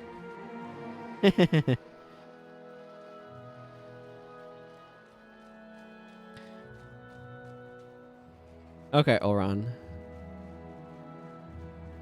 It's fun to use, and it opens up a lot of versatility in places where you have energy problems otherwise, yeah. Who sent you? Oh man, friggin' Chillblains. Strip enchantment and Chillblains just like make elementalists' lives miserable. What? You have defeated the Leviathan? My mother's killer? This cannot be an outrage. That task was to be ours. And because of your insatiable hunger for glory, your reputation eclipses mine. Now I am doomed to a life of shame and loneliness. I cannot be seen with you, much less marry you. Leave my sight, so I may weep in peace. And to think, I let you touch my feet with those tiny, clammy human hands. Olrun. It's very similar dialogue between Olaf and Olrun, by the way. Never minding the fact that Olrun is Olaf's daughter. So I'm not sure what the age difference is with any of these, but don't think about it too hard. Oh, yeah. Yep. Illusionary weaponry? Nope. Chillblains. Like, I feel like I want some areas... like, there are ways of being able to help control enchantments that are not just, like, strip all the enchantments off of everybody. That would be kind of nice. Thank you for my reward. You are all weaklings. Shout, target foe, and foes adjacent to target are weakened for 10 seconds. Hooray. For when you don't feel like investing in Necromancer and Curses for Enfeebling Blood. So I think 12 Asuran skills, 13 Deldrimora, with the one I'm missing being from a thing that I haven't done yet. Okay. I have all of the Eye of the North PvE only skills except for the one that requires me to find a map piece that I haven't found. So I'll probably just do that the easy way, as it were. Okay, so that means it's time to go do the Central Transfer Chamber. Let me take a quick look at quests, actually, first. List of Eye of the North quests. Come on, Wiki. Let's see. I did the Char Homelands ones. I remember going through that and checking that. Depths of Tyria has a lot of redoable quests. Yeah, these are all repeatable. I'm not worrying about those at this point. Far Shiver Peaks, so that's like Norn territory. That's a festival one. Primary quest I'm not worried about. Let's see, Hunter's Pride, I did that one. Anything you can do? Attack on Jealousy's Camp.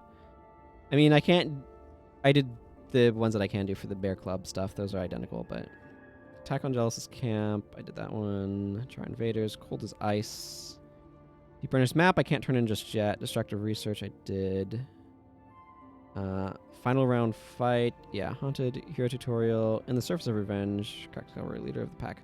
Manoe Norno, Nornhood, Prenuptial Disagreement, Punch the Clown, Service, In Defense and Practice, Shadows in the Night, The Bigger and Friendly Jotun, The Destroyer Challenge, The Great Norn Ailmoot, Throwdown in Nortown, Then and Now, Here and There, I did that one, Truth Seeker, Where the Deeds Done Dirt Cheap. Okay, cool. Done those. And then there's, of course, a bunch of repeatable stuff. Oh, does that really... I didn't realize it changed the thing on each layer of the fight.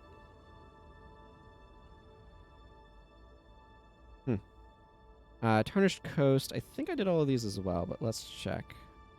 Funny, they don't have Frog Stomp, Lab Space, and Trial of Zin is properly marked. Lab Space, I believe, is Dungeon.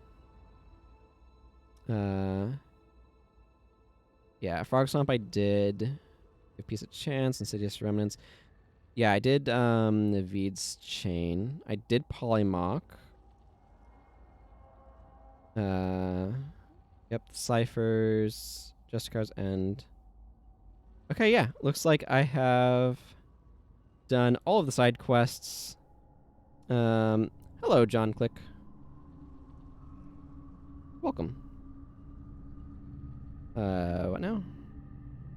There should be an elite party-wide enchantment that prevents enchantment stripping and steals health from all those who try. Split Tainted Flesh for PvE and have it be party-wide and have the above described effect added. That might be a bit strong, but I understand your desire for it. Okay, so that means that the only secondary quests that I have left, okay, good night, Mana Guy, are the Deep Burner's Map, dungeon quests. Those are the quests that I have left from my scan of all of the quests. So now I have the primary dwarf quest of A Time for Heroes.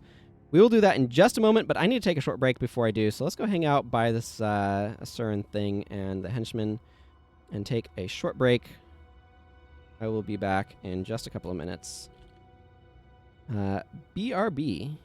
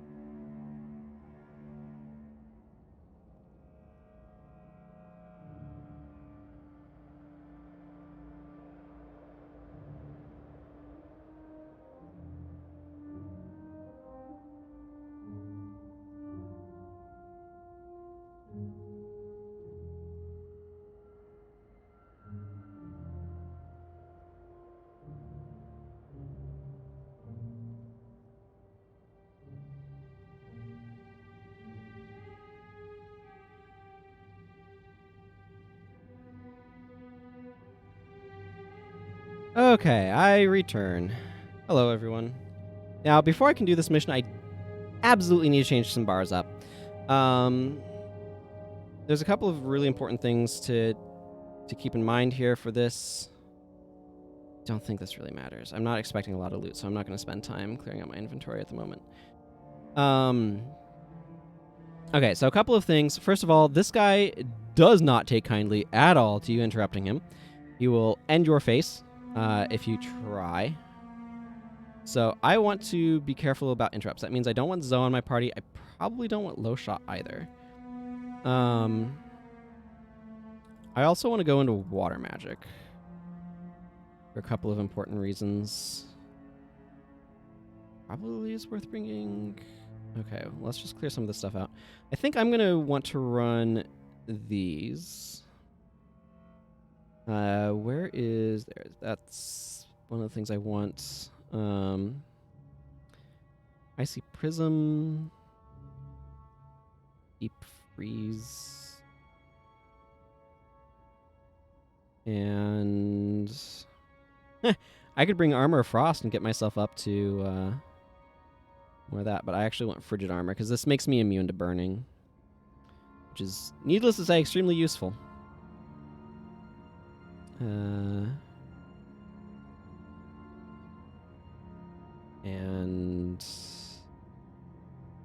actually, yeah, I need Overcast for Swirling Aura. I guess, do I just bring Ice Spear? Maybe. I bring Ice Spear, or I bring... Whenever you cast an elemental spell.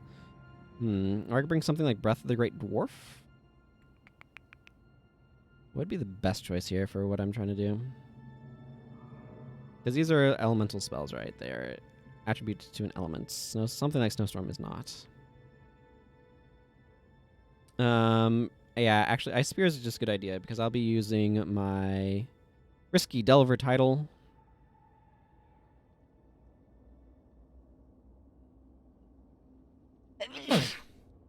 Excuse me, I'll apparently be sneezing.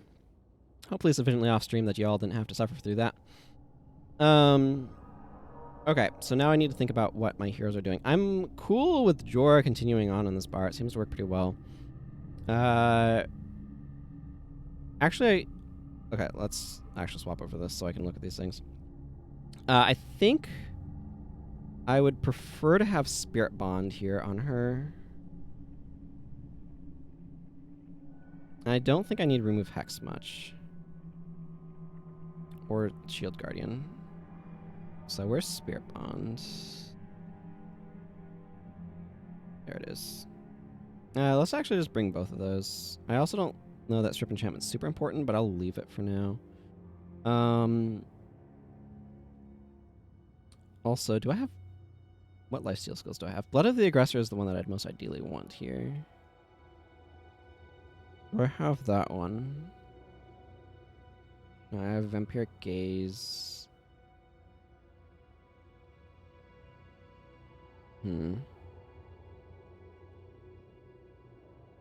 Blood of the Aggressor is the one that I'd want most because it's 5 energy. But I don't seem to have that one available here. I don't know what campaign it is. It might be Nightfall, which would also potentially explain it.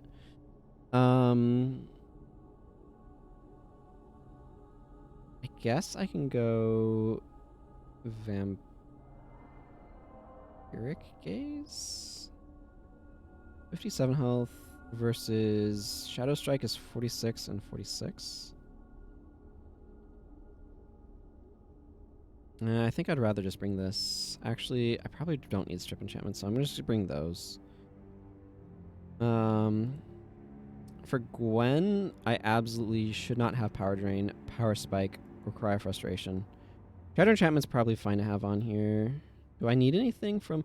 Oh, Mantra of Flame would be a good idea. Let's go for that. That's worth some investment in Inspiration Magic, I'd say.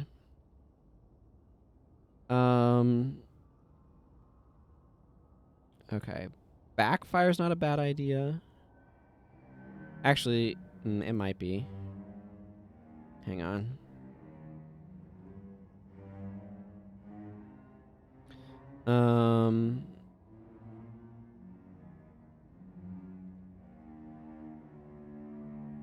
Let's see. Are these all skills? Yeah, okay, never mind. No reason to bring Backfire if it doesn't have any spells to trigger it, you know? Do I have Chaos Storm, though? No. You know what? Let's just go, like... Do I have Aneurysm?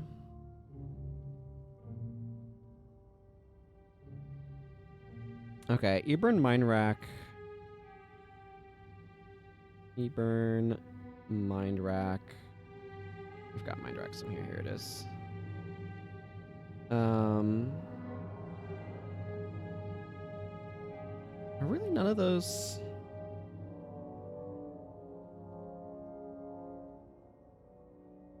Yeah, it looks like these are all skills and not spells.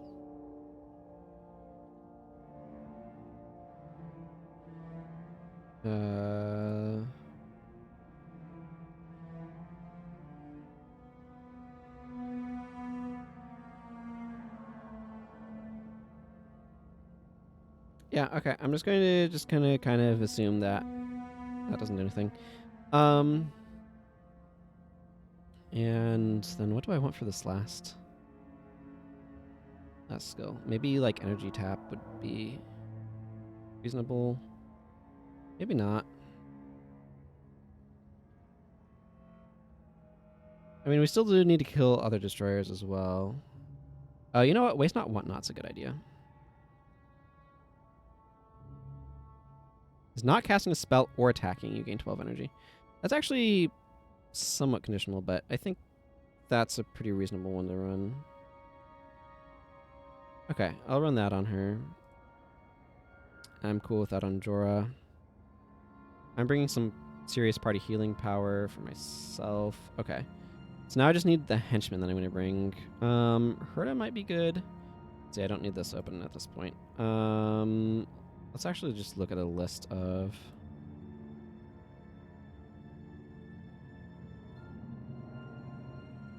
List of Eye of the North Henchman. Talon Silverwing might not actually be bad either. Let's see. Yeah, I don't really want Loshaw here. Okay, it looks like it's going to be Herta and... Herta... Talon does have Savage Slash, but that has a 15-second recharge, so maybe he won't use it too much if I bring him. Or I could bring Aiden, who seems a little underwhelming to me. Loshaw does have an interrupt, but... Or I could bring Eve with some degen and lifesteal. That seems a little underwhelming, though.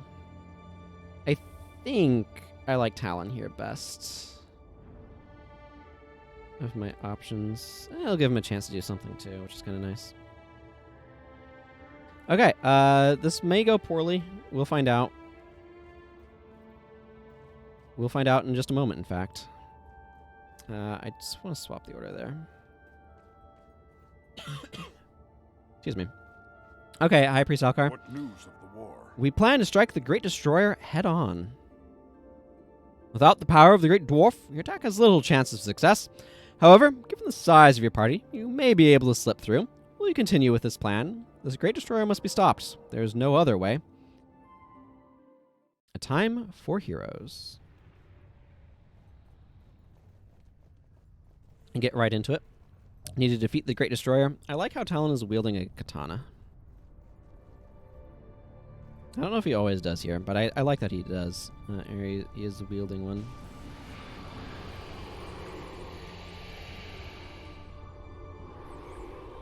Okay, cool. I'm immune to burning, which is going to make my life significantly easier. Keep away from the lava blast. Oh, watch where you tread, shouts Gwen. Good idea.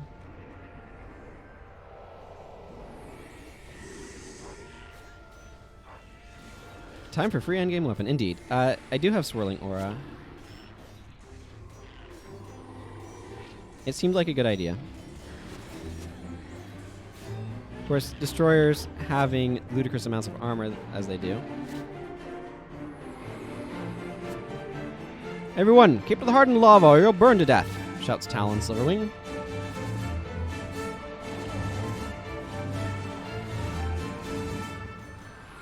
I don't know what dazed me there.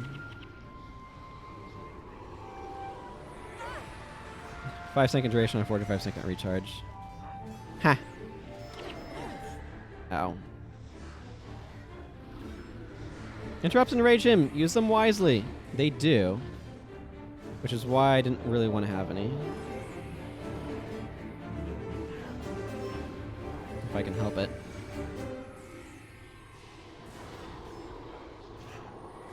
We can't hurt him while he is defensive. Kill his minions. I like that they're shouting out, like, play advice. How this is going.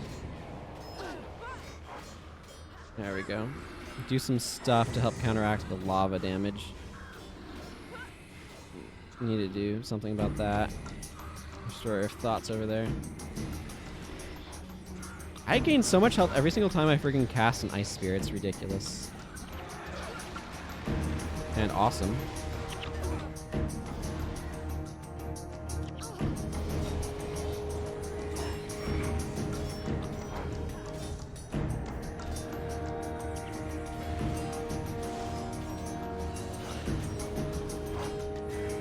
Yeah, here comes the Bips.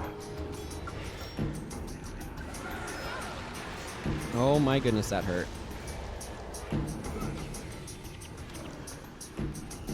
Hey, got there.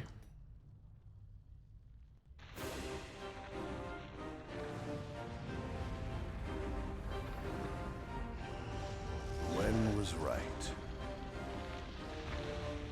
With the death of their master, the destroyers lost their coordination. Chalice and his dwarves pursued them into the depths of the earth. Legends were born that day. And while this threat was ended, legends would continue. In the years to come, new threats would arise in Tyria.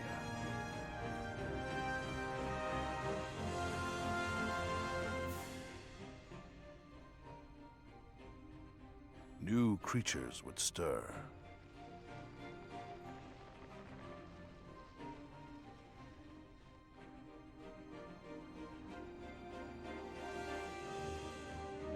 New sacrifices would be made.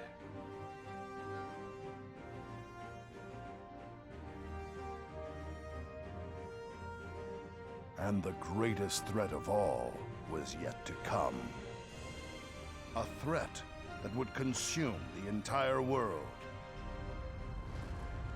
And call upon the greatest of heroes. The children of the legends.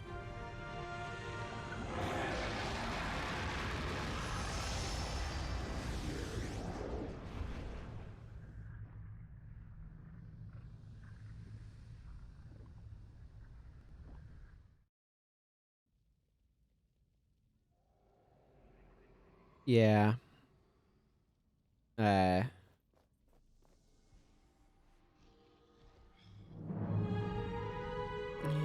Yeah, I'm not super fond of sort of how that ends, but hello, Draknar. There's much to do.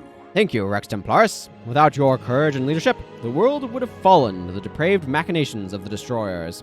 You truly are heroes among heroes, and your legend will never be forgotten. Thank you. And that was the reward for that one. So, Draknar, what else you got for me? There is much to do. I am Draknar, ancient leader of the dwarves. Our time as a race is drawing to a close. Those who have undergone the rites have become weapons that will conquer or perish trying. It is their final duty to hold the line. I come to you now, and thanks for what you have done, not only for my people, but for all of Tyria. Our ancient treasures are yours. Please, take this now and claim your reward. When you're ready to leave, I can send you back to the Eye of the North. Thank you, Draknar.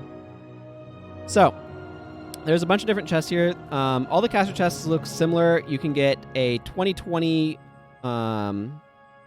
Offhand, apparently if it's your primary attribute, it's a 10/10, which is kind of neat.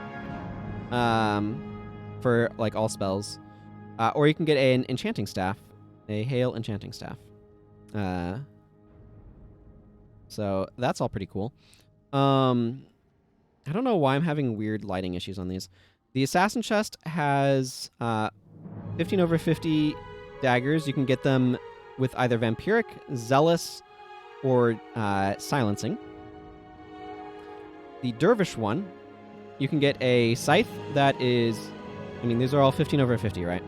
You can get a sundering enchanting one, an enchanting zealous one, or a fortitude vampiric one. Paragons get a couple of different spear options as well. You can get a 15/50 fortitude sundering spear, a furious spear, or a silencing spear. And then the shields are your good old, for either attribute, -5 damage, chance 20%, and health plus 30. Elementals is, of course, what I'm going to get. So I'm just going to get... I want the energy storage staff. It's an enchanting staff. This is just generically useful for whatever I may do on this guy. And I'm realizing I'm going to end up wanting to get this guy 20/20 sets and a bunch of like warrior weapons, because that's kind of what I want to do with him. So having an enchanting staff I want an enchanting staff. This is a really good option for one because it's set up really, really well. So yeah, I'm gonna be using this. The warrior's chest, you can get an axe, a hammer, or a sword. They're unfortunately all sundering, which I think is really boring. And then of course you have your standard shields as well. The special thing about them is they're kind of bluish, which is kind of neat. And then rangers, of course, get some bows. You can get a short, flat bow, horn bow, long bow, whatever type you want, but they're all also all over 15/50 sundering fortitude bows. Pretty boring in my opinion. Definitely more interesting stuff for the other professions, if you ask me. Now we've got a bunch of people to talk to. So we have some dwarves that did not change. We have High Priest Alcar over here. Hail, friend. My people may no longer live to greet you in the ways of old, but I shall raise my mug to you in one final salute. Where dwarves have fallen, a hero has risen in their place. There is much to do. Budger says, "Ha! Now that was an explosion. It was so beautiful it made me weep." Hello, Kilroy. Hail, human. And I still have debts to collect and shields to pound. I could use someone to watch my back, though. Come talk to me when you are up for some no-holds-barred action. Hoorah! Just telling you his Repeatable quest is still available. Hey, Orzar. Jalis told us the hero would come, but he also said our battle was not yet finished. The right of the great dwarf calls us. We go.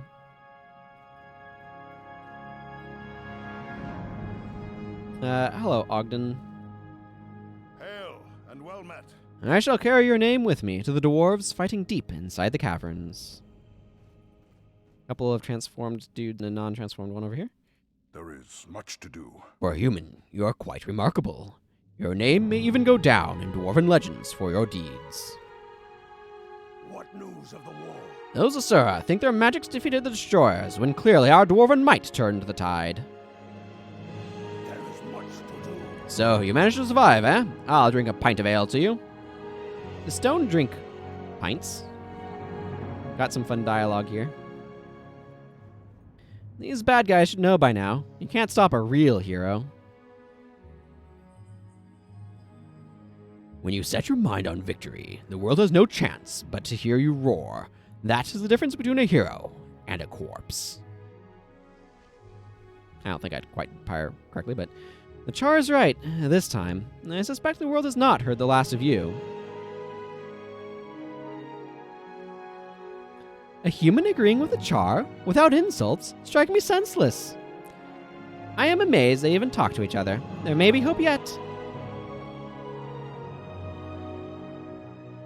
And then she goes and joins them over there. Vec will wander off, Jor will wander off, Pyro will wander off. Yeah, this game very much so has been crafted to be a bridge, right? A bridge between Guild Wars 1 and Guild Wars 2. And they very much so set that up. There's some things that I have as issue with that. I think using the Great Destroyer in the way that they did, I have some problems with as well. The way that the Great Destroyer was set up in Sorrow's Furnace, and the way the Great Dwarf stuff was as well, and then the way it's executed here falls flat to me.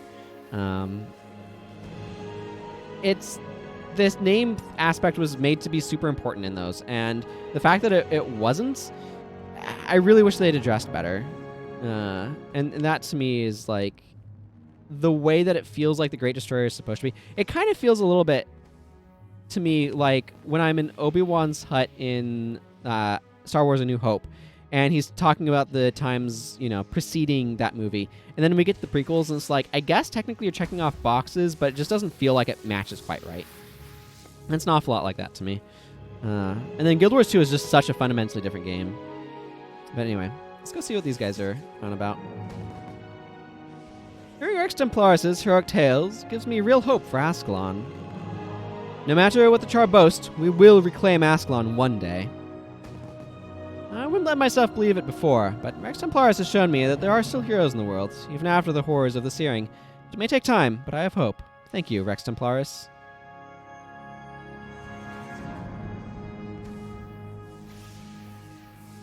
Okay, it doesn't look like there's other dialogue here. They left that one up long enough so you could actually read it. How can I help? Ascalon may not yet be ours again, but thanks to you, it's safe from one threat. The Char we will handle, in time. Captain Lingmar. The fight isn't over, my friends. Not until Ascalon is reclaimed. Hey, Artificer. May the gods protect you. I have recorded your deeds, so that we never forget the heroes who saved Tyria.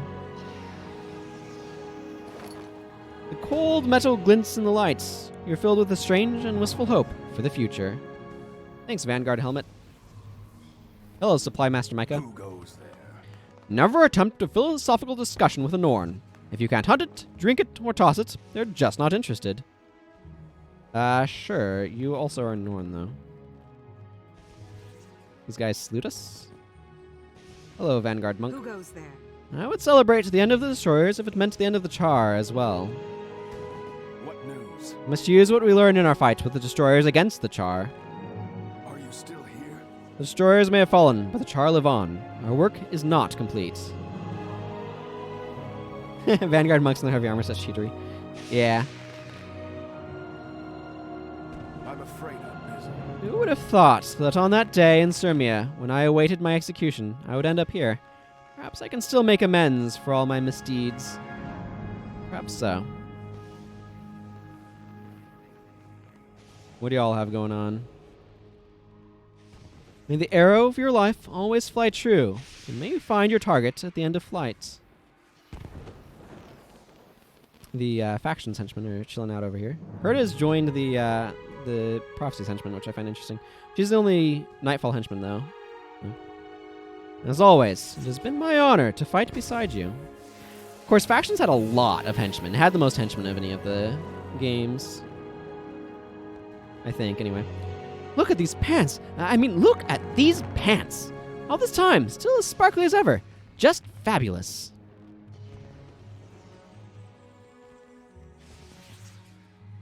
It's genius! All we have to do is adjust the defibrillator and cause an overload in the rear activity gate drive.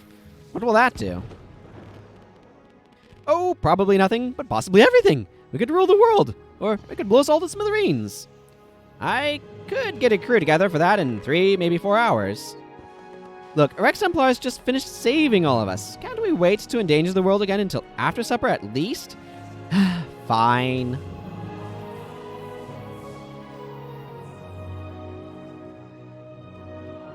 Hey, Sir Elder. Busy. Fascinating. This destroyer situation. If we look into history, we can see a similar parallel in ore. Care to elaborate on that, or are you just alluding to Zaitan? Here comes trouble. All right, I'll admit it. I'm starting to warm up to you, human. Hey, Vec. Interesting. After all this time, I admit I find you interesting. Hey, Doff. Here comes trouble. Careful with those gates. You never know where you'll end up. Hang on. Let me think. Wait, are you not good at calibrating the gates, Doff? Do you have the Asur gates just, like, warp you to random places? You still owe me one, Buka. I know, Lork. I know. Why are you bothering me? Since I left my workshop to help you, everything at home went kerblutz. I might have to rehire that good-for-nothing Blim to help me get things back under control. Why me? So that explains why Ula's lab is a dungeon now, I see. Well done, Buka. I must admit, this unlikely crew of Asura and humans is the finest I've ever worked with. We'll have to hire your kind more often. Hey, Blim. You need me? Ula's lab is in shambles. Now is my chance to show her my ability to take up the slack. Or set myself on fire using her tools. Either way, she'll be impressed. I'm busy. Smashing job with the whole save the world business. Cheers. Automatic response. Good job, Buka. So what are you all up to? We have cheated Grunt's grip once more and lived. And yet I wonder, perhaps it is time we hung up our blades. Let someone else fight the monsters. I know how you feel, Devona, but so long as there's evil in the world, we cannot give up. Baldi is right. As long as their bad guys are set on fire, we have to carry the torch and, you know, burn them to cinders, right? Yes, that's what I was trying to say. I guess so.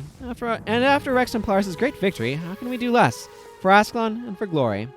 Unless we all die trying, but that's never stopped us before.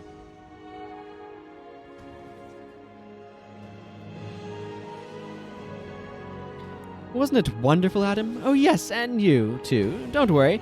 The story isn't over yet. There's still more to come, after you die. I remember the day a young hero came to Ashford, trying to make a difference in the world. We've all come a long way since the innocent days of protecting people from bees. Yes, we have, Devona. We have indeed. Hello, Herta. Is that it? Is it over? Can I go to sleep now? All Herta wants to do is nap. I have journeyed from Ascalon to Cantha to Ilona. I have battled undead, braved a plague, and defeated ancient gods. But my greatest deed will always be winning Sin's burning love. Menlo is so sweet, isn't he? Makes me think he's covering for something. I keep remembering a time in Kaineng when we ran into his old acquaintances. Twin acquaintances! Just thinking about that makes me want to burn something. Hey, Aiden. I have trekked down many paths. Glad to have had you by my side on many of those journeys. Hello, Lena. Come on, let's get out of here before your head swells anymore. I can only protect you if you fit behind my shield. Hello, Livia, Bartholos, and Hada. Okay, doesn't look like they have any special dialogue. Be careful. You survived. I'm pleased. When I return to Kryta, I shall say that heroes still exist in the world. But first, there is another place I must go. A little city called Arah. So apparently she finds the Scepter of Ore in Arah somehow. Hello, Bartholos. There is no way we can lose the fight with heroes like you around. There is much for the Shining Blade to do before Kryta is once again at peace, but we will find a way. Hello, traveler. Hello, Hada. I knew you could do it. I'd have said that even if you failed. I'm not sure that instills much confidence in what you just said, but sure. Ah, it's Pyre's crew. Tread carefully, mate. You show the cunning of a Char and have no fear. For that you have my respect, human. When the time comes that we must fight again, I shall not aim at you. You may be useful. Pyre led us since we were newly weaned cubs. I would kill for him. Let us hope for your sake, meat, that you do not fall from Pyre's favor. You want something meat? Human, your odor is like a frogman's on a humid afternoon. My nose, my eyes, they burn. You look weak. I've been part of many horrific and strange things in my life, but nothing equals being rescued by a human. Humph. You want something meat? Did you have something to say to me, human? I didn't think so. You want something meat? I love the smell of burnt flesh in the morning. No offense, human. Click, click, clack from the Siege Devourer. Hello, blobby clone. Glop, glop, glop.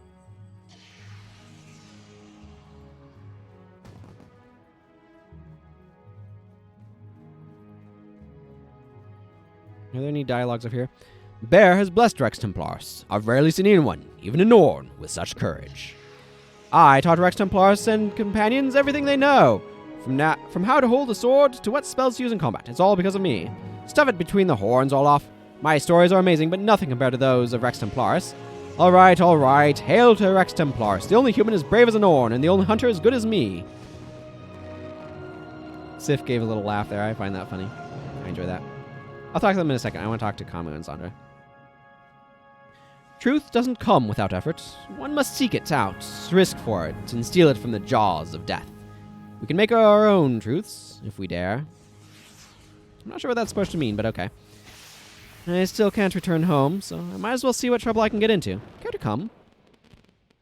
Yeah, I already did the Drockner's Key stuff. I got the Drockner's Energy Storage Staff. Because I wanted an enchanting staff.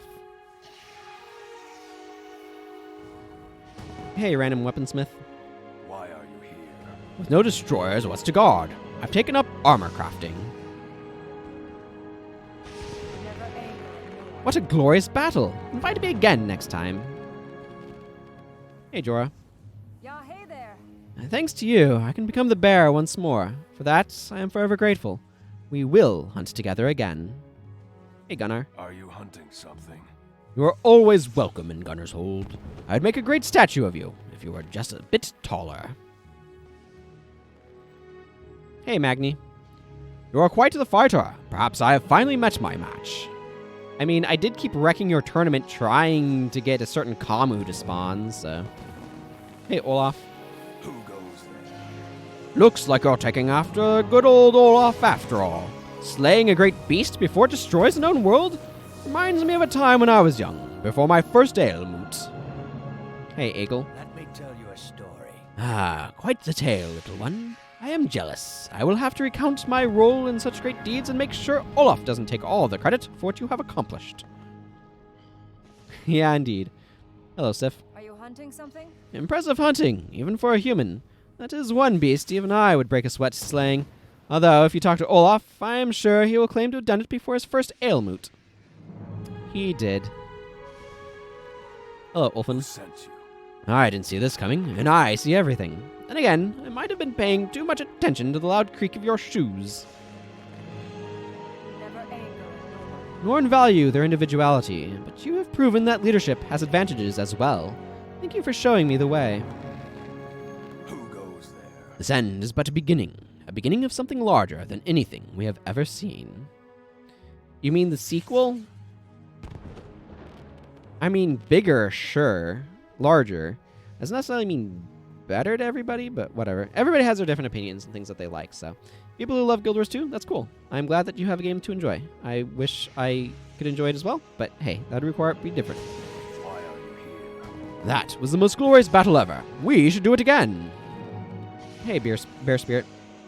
Bear looks upon you with approval. Hooray, I'm approved by a bear. Alrighty, well that's all of this. I've been here so long, the credits have run out. I've talked to everybody that I know of to talk to.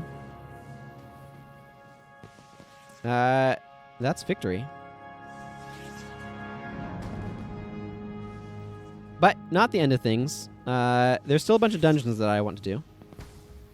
I find the combat boring. That's the main thing. Like, I'm interested in the lore. I also find the crafting a little dull, but that's not really important because you don't have to do it. It's just that moment-by-moment gameplay of the combat is just something that I've found to be really dull. So, you know, for the people who enjoy it, I'm glad that it's something they enjoy. And I wouldn't want to take it away from them, but yeah. Personally, I just find it trapped a little bit, like, somewhere in this sort of, like, nether zone between what Guild Wars 1 is doing and, like, an action game like Middle-earth Shadow of War is doing. And I kind of wish it was more one way or the other. So that's just kind of where I rest on it. I do like the Revenant best of the professions, if anybody's curious. What news? But anyway. Hello, Drockner. I would like to go back to the Eye of the North, please. Oh, there we go. Victory is had. Now, I have a couple of things to do. I have a hero's handbook, which is now full. So, I would like to read this. The beginning of the end. Yeah, it is closest to Guild Wars 1. The Thief is also kind of similar with the way that its weapon skills work. So, I enjoy the Thief to an extent as well. But yeah, it's mostly just that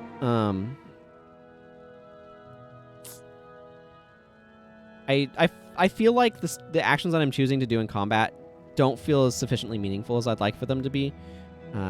So that's kind of like if I'm digging into it slightly more. But anyway, the beginning of the end. Earthquakes have ripped through Tyria, Cantha, and Ilona, leaving gaping fissures in the pockmarked land. In the aftermath, explorers discovered a maze of underground complexes called the Depths. In these depths, I found Ogden Stonehealer and his dwarven party fleeing their supply depot. Moments later, powerful inhuman creatures called the Destroyers attacked us, but we escaped with the help of an Asura named Vek. He led us through a magical gate to the far Shiver Peaks, a frigid land far from home. There, we encountered one of the natives, a hulking Norn woman named Jorah. She had little time or patience for strangers, but directed us to a great structure called the Eye of the North. After a long and arduous journey, I guess, we found several other humans at our destination, including soldiers of the Ebon Vanguard and a young Ascalonian woman named Gwen. Ogden, Vek, and Gwen have their own ideas of what must be done next, but we will travel together. There is, as they say, strength in numbers. The missing Vanguard. Gwen is a refugee from Ascalon and a former prisoner of the Char. Fleeing north after her escape, she joined up with an Ascalonian unit called the Ebon Vanguard, led by Captain Langmar. The bulk of that unit has been patrolling the Char homelands in the east, and they have been raiding the Char rear echelon and tying up forces that would otherwise be in Ascalon. Their return is long overdue, and Gwen fears the worst. Impatient and angry at the Char, Gwen wants us to find the Ebon Vanguard. If we don't, I fear that she may go after them by herself. Against the Char, in Grothmore War Downs, we found the site of a battle between the Ebon Vanguard and a larger Char force. The Vanguard sustained heavy casualties, but we believe the bulk of their unit was captured, not killed. By following the Char's tracks, we found a large encampment. We defeated the soldiers bivouacked there, but we couldn't find human prisoners. Instead, we found a captive named Pyre Fearshot, who seems to harbor a fierce hatred of the ruling shamans. If we can help him rescue his warband, he's willing to help us find the Ebon Vanguard. Gwen would rather kill this Char than look at him, but if he holds the key to rescuing the Vanguard, we should take him up on his offer. Warband of Brothers. The Char have been ruled by their shamans, who once claimed authority granted by the Titans, their so-called gods. After the death of the Titans, the shamans were desperate for new deities. They chose the Destroyers. When Pyre's warband disagreed with the choice, the heretics were captured and slated for sacrifice. We have freed Pyre's allies, and after a brutal interrogation of a priest, learned the location of the Ebon Vanguard, and they're being held prisoner to the south, in Saknoth Valley, where the Char went to sacrifice them to these new gods. Gwen grows angrier every day, lashing out at Pyre over the slightest provocation. Pyre, for his part, seems to enjoy irritating her, though I sense he sees something in Gwen's behavior that he understands all too well. Assault on the Stronghold. Hierophant's stronghold has fallen, Hierophant Burntsoul is dead, and the survivors of the Ebon Vanguard have been rescued. Pyre's warband and their knowledge of Char tactics proved valuable in defeating the shamans.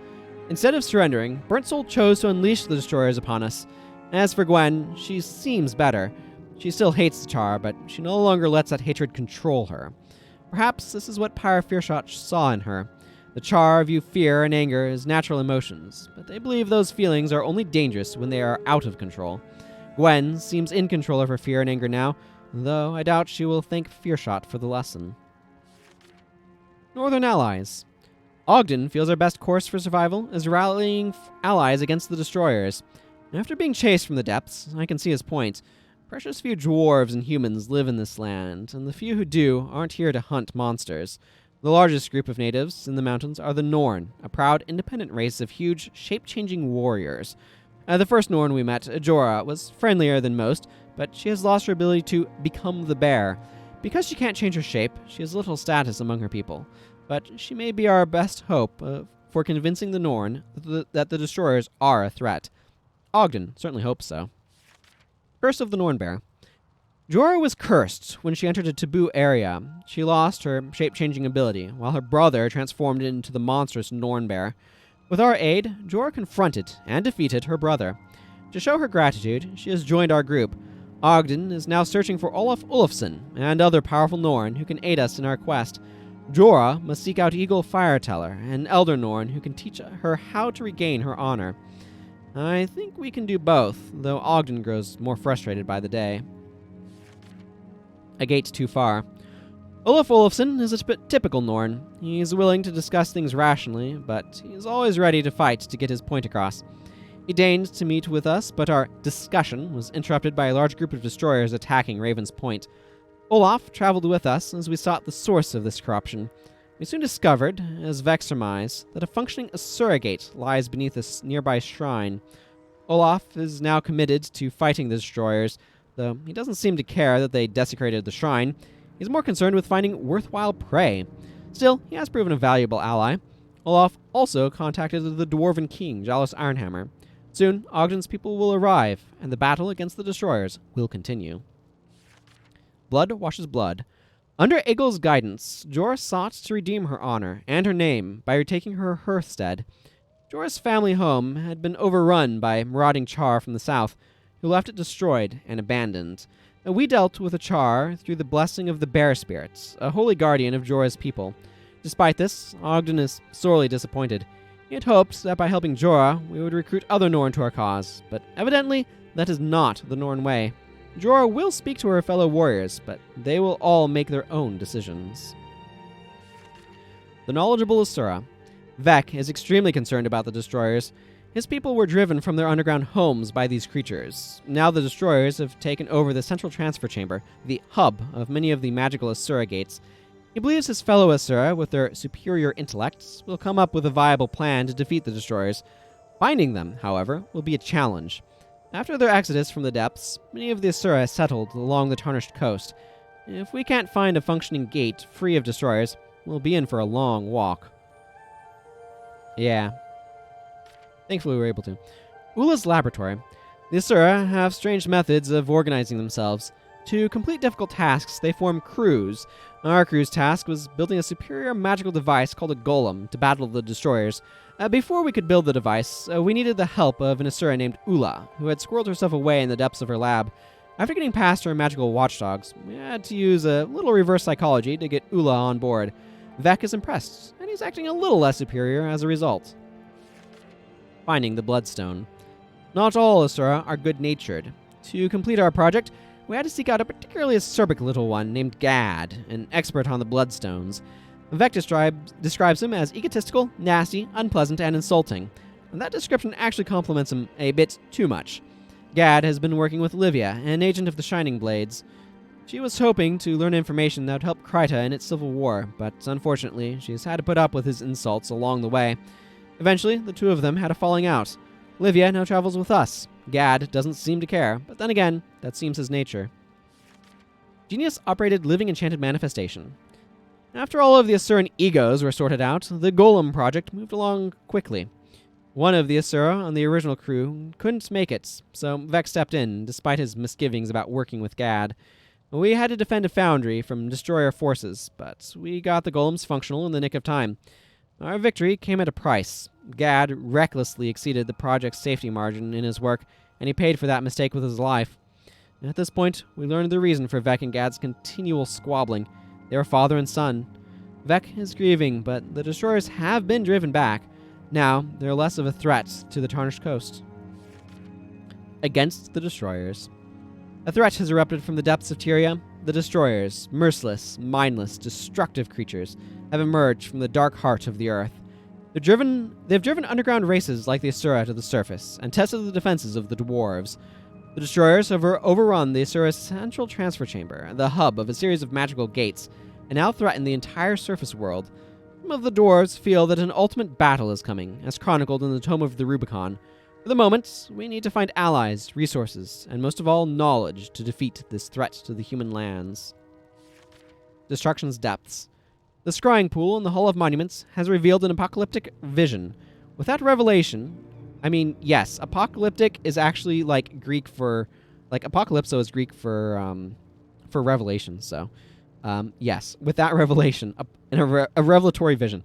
With that revelation, we move towards a final battle. Vec recognized the vision's location. It's beneath the central transfer chamber, the hub of the Asura's magical network. And Ogden says that the ultimate danger is a creature from Dwarven legend, the Great Destroyer, who is never named, despite that being super important in the Sorrow's Furnace area. Anyway, we have rallied what allies we could among the humans, Norn, and Asura. King Jalis has worked a mystic rite to invoke the power of the Great Dwarf. Their ritual metamorphosed many dwarves into stone-formed warriors, who are now dedicated to eradicating the Destroyers. We fought our way deep into Destroyer territory and entered the central transfer chamber. Now we're ready to face their destructive master. The Great Destroyer awaits. A time for heroes. We have finally defeated the Great Destroyer. In the wake of this climactic battle, its minions have fallen. Just as the central transfer chamber was a hub of magical gates, the Great Destroyer was the central mind of the Destroyers. Eliminating that central mind has weakened their race. Those that remain are unthinking engines of destruction that can no longer swarm in organized hives. This victory has cost us greatly. Many dwarves sacrificed their minds and their natural forms. They now pursue the surviving destroyers deep within the earth. Yet peace, of a sort, reigns. The sacrifice of the dwarven race has spared the surface world the depredations of a deadly cataclysm. Peace is not eternal, I know, and there will be challenges in the years to come. We found new peoples and new lands, and the role of mankind in this world, this creation of the gods, seems to be shrinking. I can only hope that when the next great danger arises in Tyria, whether on its surface or within its depths, champions and heroes will once again be ready for the challenge. That's the book. And I want to give it to... Now, all of these are rank 3 at least. So I have rank 3 Stealth Agent. Slayer of Nightmares is the Norn. Not Too Clumsy is the Asura. And of course, Risky Delver is the Dwarves. But I want to give this to Gedril of Ascalon. Who goes there? Written evidence. Look at my Hero's Handbook. Look at your accomplishments. When I show this Hero's Handbook to the rest of the Ebon Vanguard, they'll be suitably impressed. This will certainly improve your reputation around here, but you'll need to give me the book. In exchange, you will earn 20,000 Vanguard reputation points, 4 platinum, and 40,000 experience. Yes, take the book. Excellent. With that, yes, I didn't mean to try to use it. With that, I am also modifying things here and removing the exclamation mark run restrictions. So I will update the information to no longer include that, which means that I can bring 7 heroes. I can access my Chunlai storage, all that good stuff. Although I will still be working with the limited skill pool until I beat Nightfall on this guy. Jonathan Blunt. I actually want to talk to you because, I mean, I can make Charslayer stuff from him if I want to now. I don't really care to. But, like, it's a possibility. Has some specific skins and stuff. But what I actually want to do is I want to customize my Draknar's Energy Staff. Okay. Now with that done, a couple of other things that I want to do. I want to go get my mercenary heroes. I have a few mercenary heroes, so I'm going to go ahead and pick them up. Cool. So that gets me, if we go over to my heroes, that gets me another Mesmer. So let's go ahead and go back to this and get some more skills. So that is a Prophecies Mesmer. Let's see, I don't think I have specific things here. I think it's just Prophecies Mesmer. So I add one of those. A Prophecies Elementalist. So add one of those. Hey, Mistform. And we'll look at what skills I got in just a moment. And a Factions Ritualist. So let's go ahead and grab that as well.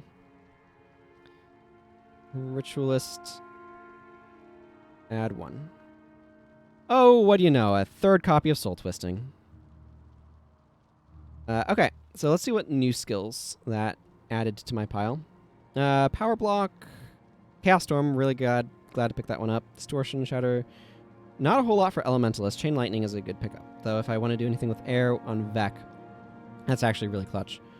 Clamor of Soul, Signal of Creation, Union is really useful, but I don't know if I have Shelter yet or not. Resilient Weapon. Okay, let's just go ahead and standard sort this. Save League. Okay, make sure that's all saved up.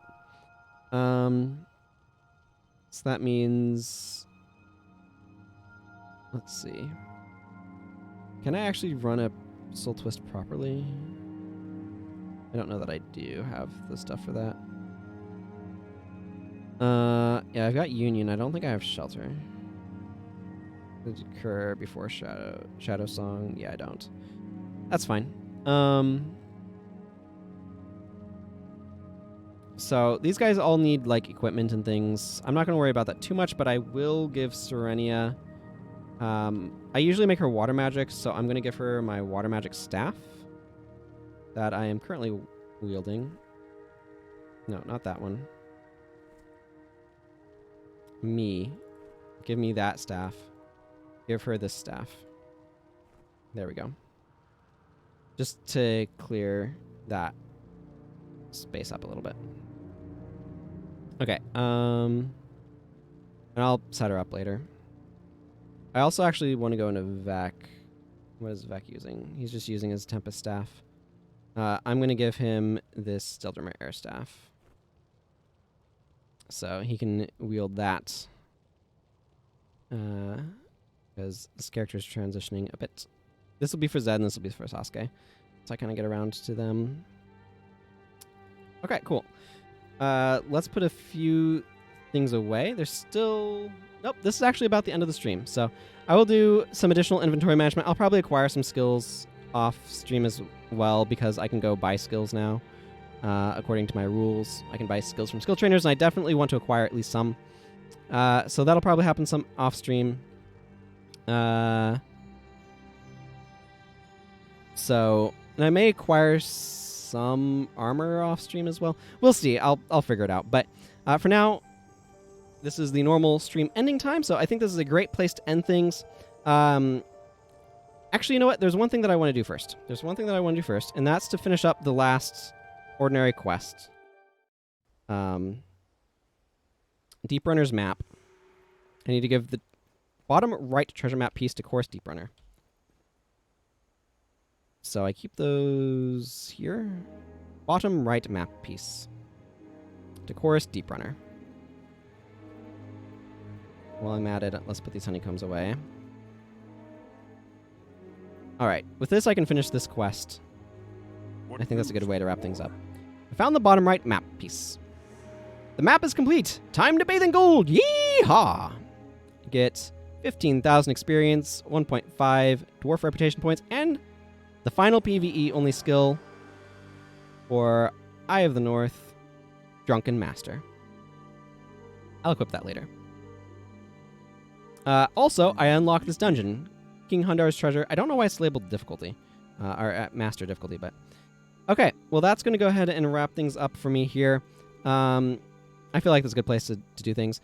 I'll be continuing the lore-focused stuff on my next stream, which is today's Wednesday, so it's Saturday. There's a schedule down below, and you can follow me to get notified when I go live, like Dole's Goddess just did.